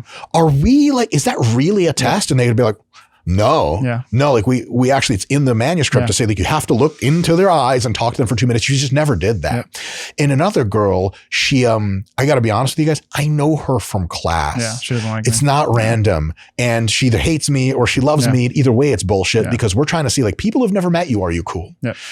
So I can think of a bunch of these, but can you think of some of the ways in which even if the, forget about just the stochastic process of research collection and that like anomalies exist, even if we're doing a good job, what are the ways in which we can err as humans doing research? Yeah. I mean, that's a good one. I think ultimately it's going to come down to, probably a few different buckets. I would say study design is probably one of them, where a study may be designed for a certain research question, but for a reason that's maybe not totally obvious, maybe is limited to answering a set of research question. I'm trying to think of an example off the top of my head. I can't, but I got one real quick for you. Failure versus not failure using the 2 conditions instead of a gradation. Yeah. They're trying in for a gradation, but the study's incapable of doing that because they have 2 buckets and they're saying, well, the closer you get to failure, and you're like, you don't know that. You have 2 groups. Right. Yeah. It's like, but they'll write that in a manuscript. The closer you get to failure, and you're like, see? And like, nope, that's not what studies designed to do. Exactly. It's like trying to answer like a dose response question where you paint that curve, but you only have 2 groups. Yeah. That's a good way to put it. Study design is probably one of them. Another one is probably data analysis. Like you said, like there's a variety of different ways you can answer a different question, and some of which, this is where you get concepts like p-hacking and some other issues that p-hacking, just for folks who don't know, is like you need to break that threshold of what's statistically significant. Like we can say it's probably not due to chance, but like you ran one test, there's tons of statistical tests. It didn't quite get you over that threshold. And you're like, fellas, what else we got? You like go to SPSS and you click off the sphericity assumption, you click on and you go, oh, this one got us to where we need. And then you just report the data with all, you can even be honest and say, we used the following chi-squared test. We're like, why did you use that test? Like, well, to be honest, we ran 10 others and they all said nothing happened. We finally found the shit that we wanted. Yeah, exactly. So you have issues like that that go unreported, but sometimes they are reported. And then just like basic examples, like the kind of the assumptions of significance testings in terms of the error rates that we're trying to approximate, those are violated if we have like 50 tests that we run in a paper and we don't correct for that in some way. So that happens a lot when people have like, I want to know everything about my study, and data collection is really, really hard in exercise science. So you're going to really milk every variable that you possibly can get. And then let's just run every statistical test imaginable without correcting for that in some way. And if you run 50 tests, you can be assured that at least 3 or 4 of them are definitely bullshit. Exactly. Because each test has a small probability of being bullshit. You run 50 tests, the probability that all of them are the ground truth is almost zero. And so here's how it's not a problem for exploratory research. You run 50 tests, you should. And then the ones that come out positive, you do them again. But if you don't do them again and you just report in the paper, like, these are the things that changed. You're like, what about the shit that didn't change? You're like, well, we're not reporting that. Like, well, hold on a second. You're just it's like, here's the exact analogy. You do a 3-point shooting contest. You shoot the ball 50 times, you get 5 in the bucket, and you go, I got 5 free throws in, or 5 3-pointers. And people are like, out of how many? You're like, out of 5. Motherfucker, that's not true. Yeah, exactly. And so you have a lot of issues like that, which I think some of them are honestly totally unintentional and just almost all. Statistics is fucking hard. It's hard. You ever use the statistical packages and they have all these options and you're like, what the fuck did this even this and that Kruger sphericity. The fuck is sphericity? I still don't know. Name tests get really Oh my God. All of a confusing. sudden you have like different plots to try and you're like, I don't know anything. Just click all of them and see what happens. Yeah. So I think that's a lot of the time. Like here's a basic example of something that I've seen a few times. You look at a volume study that does have 3 groups. Let's say they have 10, 15, 20 sets per week, and they do an analysis that treats that categorically, let's say. And you could also do an analysis that treats it as a continuous variable, which is probably something that I would favor. And typically that's favored because it allows you to have a little bit more statistical power. And so you might find a significant effect of volume if you look at it in a continuous manner versus a categorical manner, and it's the exact same information. 100%. So, and for someone who isn't, interpreting the data maybe in a super rigorous way, maybe lack of education, what have you, not in a malicious way. That could be very different conclusions despite having the exact same data. So that's where stuff. That's where it's challenging, particularly for somebody who's just trying to read stuff, keep up with things from practical perspective, maybe without direct education. It can get really challenging because what the authors are reporting and ultimately the way that they write the discussion section and things like that is obviously colored by what they found in the results section, and that may be something that could change depending on the way the data was analyzed. So there's a number of factors that ultimately can lead to different interpretations and add to that variability like you're talking about, that can lead to different outcomes. If you imagine every single volume study, half of them that favor low volumes, this isn't the case, but just theoretically, analyze things categorically, but all the ones that favor high volumes analyze it continuously. That's a pretty clear reason why they may be different, even though if you read the individual papers, you may be like, why is this not adding up? Right. So that's just a basic example. But I think the other thing that comes to people's mind that I want to be clear, reading individual studies and understanding the context and the characteristics that go into those is absolutely crucial to have a good understanding of the literature as well. But I think people are really quick to jump to factors that they think systemically vary across studies to explain some of that variability. So like, glad you're bringing just a basic example is like, let's say we have 3 studies that favor lower volumes and those are done in the upper body, and 4 studies that favor higher volumes, and those are done in the lower body. That example might be extreme enough to actually result in a meaningful difference, but it also could just be a coincidence, right? Like it could just be, and so that's where, again, meta-analysis and techniques where we're able to look at that systemic relationship across variables rather than just kind of a vote counting approach. One example that may kind of ring with the listeners is, let's say those upper body studies also all had the fewest number of participants, or something they were like more that. female than male. Exactly. Yeah. Or something that no one guessed that was a difference. That's one of the reasons I'm so glad you brought this up. One of the things that I have a little bit of a distaste for is when people have some prior assumptions about how the world works in training. Sure. And maybe it's based on an agglomeration of all the studies so far. It was good. Sure. And then they look at a new study that finds aberrant results, different than you would expect. Sure. They go into the methods, they go into what people did, they go into the measurements and how that was collected. And they start to weave a story together of like, this is probably why, because they used a seated leg curl instead of a lying leg curl. And they're absolutely correct. That could be the case. But there are about 5 trillion other things that could be different, including just straight up statistical noise that are the reason that actually happened. And so going into the detailed methods of a study to try to link it together, if it paints an overall picture that fits the big picture, and every time you go in and you choose these variables, like were the exercises more lengthened biased or shortened biased? If that holds through all of your analyses, that could be a great way to tie the study in and get a little bit more other than just the face value of the results. But you got to be real careful about digging into the bullshit because you're digging for gold here, but there's a pot of gold over there and a pot of gold over there. And when you don't find it here, like there's no gold here, like you just weren't looking in these other places. So that post hoc explanatory of, well, I think this is why the study found it. Like that could be true, but it could be 500 other things. So what I like to do is zoom out, take one study for as a little insight as it can give the most robustly. Okay, here's the directionality. The methods are good. Statistics are good. Let's put that into the pile. And then when we have lots of studies, all of those specific nuances we can put into the meta-analysis. And then it can see the whole picture at the same time, but like one study at a time and trying to kind of squint and see how does it fit. Yeah. It might be that an undergrad spilled a cup of coffee on the fucking computer and they just got, oh my God, I'm going to get fucking fired for this. Yeah. And they just randomly entered all the results back in. And then the researchers were like, oh, that's interesting. Yeah. And they published it. Like that could be it. Yeah. And you're over here squinting about like, well, did they use long muscle links? Yeah. You have no idea that is the variable that changed it. And there's more than often, it's more than one of those variables that are changing at the same time. At the same time. And so, looking at it from a meta-analysis perspective, we were kind of talking about this earlier, those supplementary analyses that we do are to try to give credence to those perspectives, because ultimately, like, the only way you would know about one of those systemic factors that differs across studies is if you did look and read every single study. That's how you're going to get a kernel of truth there. But like you said, even if you did that and you painted this narrative in your head,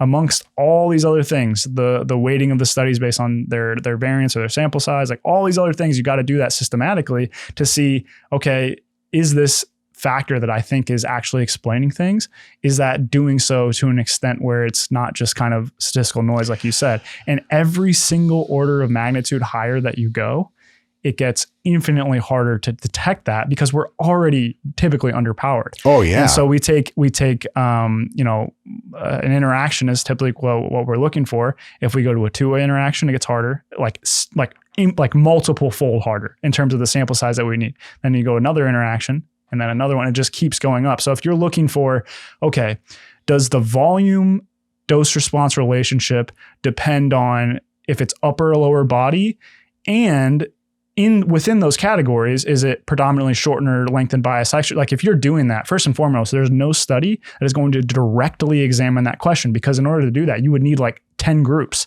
And so that becomes a problem, because then when we're looking at that effect across studies, you have the issue with, okay, well, this study was upper body and it looked at mostly length and bias exercises, but it was also all female and it was also the shortest study. So like you have all these So how do you get that together? You don't. Exactly. It's really, really challenging. And that's where these types of like moderator analyses and things that we try to do to give us like kind of directional leanings, it really can't be taken with super strong faith in anything, because again, the statistical power that we have is really, really low, but no study is directly looking at that. It's more of this kind of, okay, when we kind of look at the studies that we do have, these tend to be on this side of the equation, this tend to be on this side of the equation, but there are other factors that could explain that. So it gets more challenging to look at those types of things. So I'm with you 100%.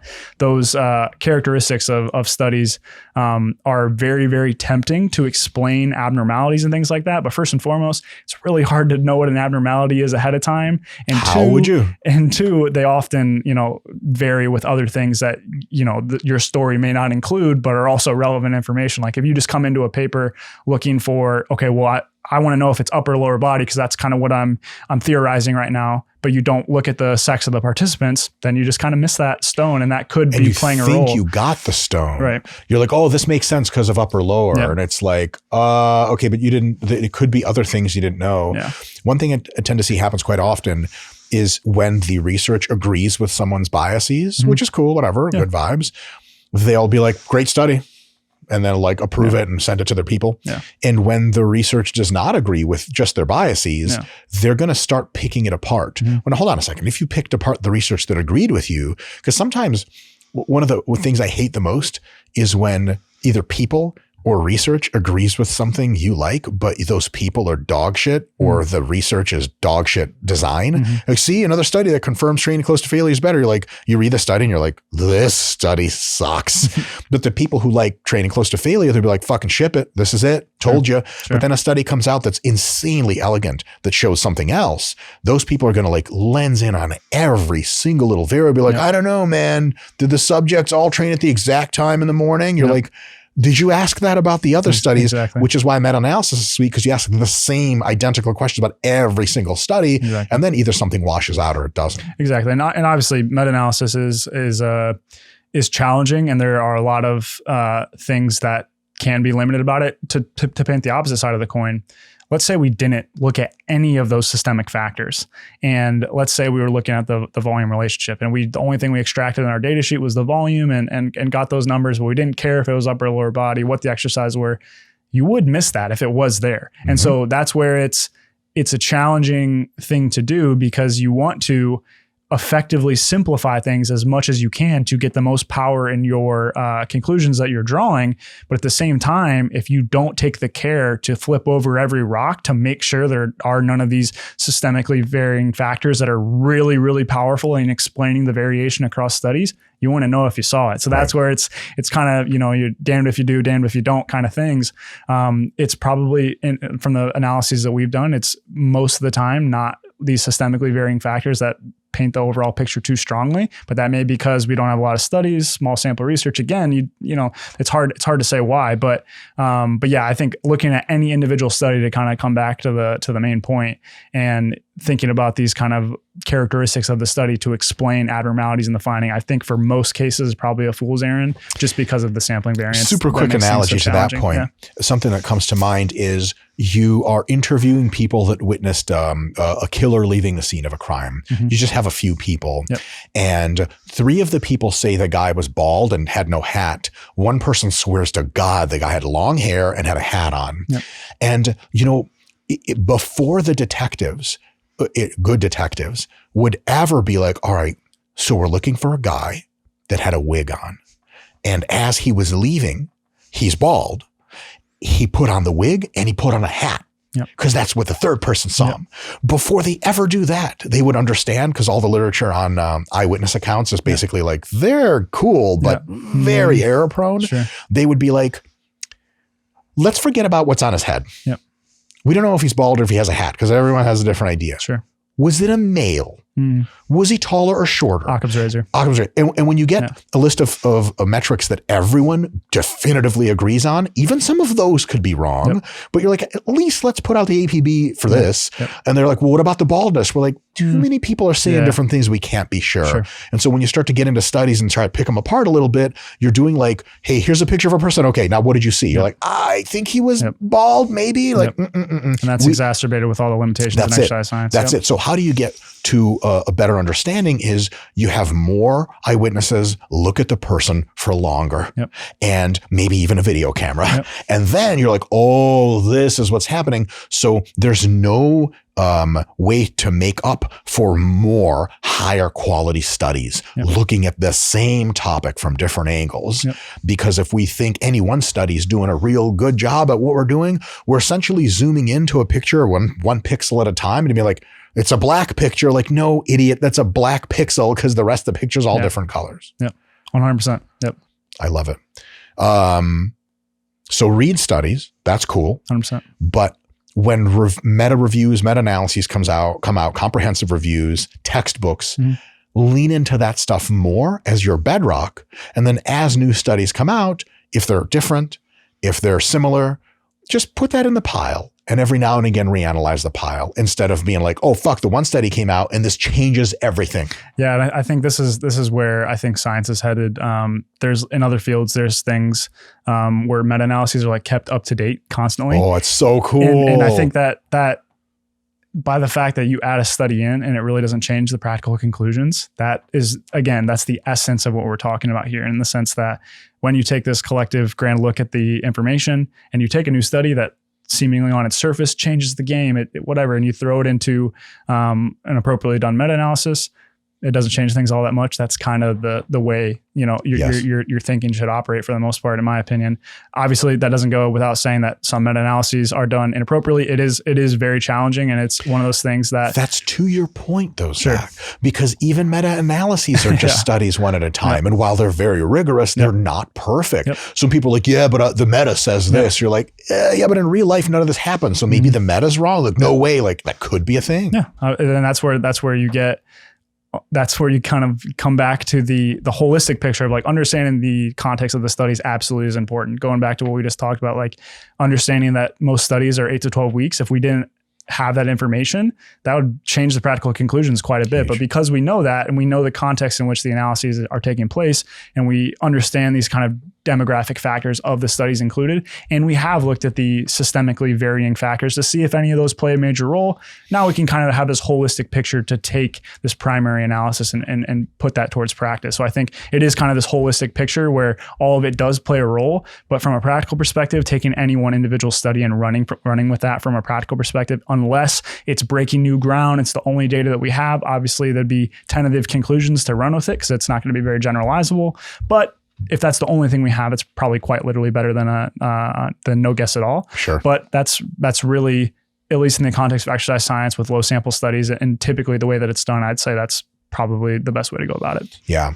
So the super practical is next time you see a study that either supports your view or contradicts it, chill out. Yep. Either way. Examine the study and then see how it fits into the big picture of all the studies that came before. And even that big picture is amenable to change over time. 100%. I love it. Dude, huge pleasure. People can tell that you're fucking brilliant. You're doing amazing work.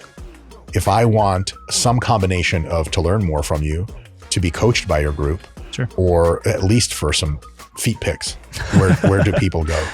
If you type in Data Driven Strength on Google, you can find most of our stuff there. My Instagram is zac.datadrivenstrength if you want to follow me for, talking about this stuff at a little bit greater length, but these kind of conversations are fun too, to kind of get into the practical aspects of things and really, get to the root of things that actually drive practice forward. And I appreciate what you guys do with science communication. I think it's been, just such a massive net positive to have somebody crack into the sphere to get this stuff into kind of most people's ears. So I admired you for what you've done, and I appreciate you having me on. Stop.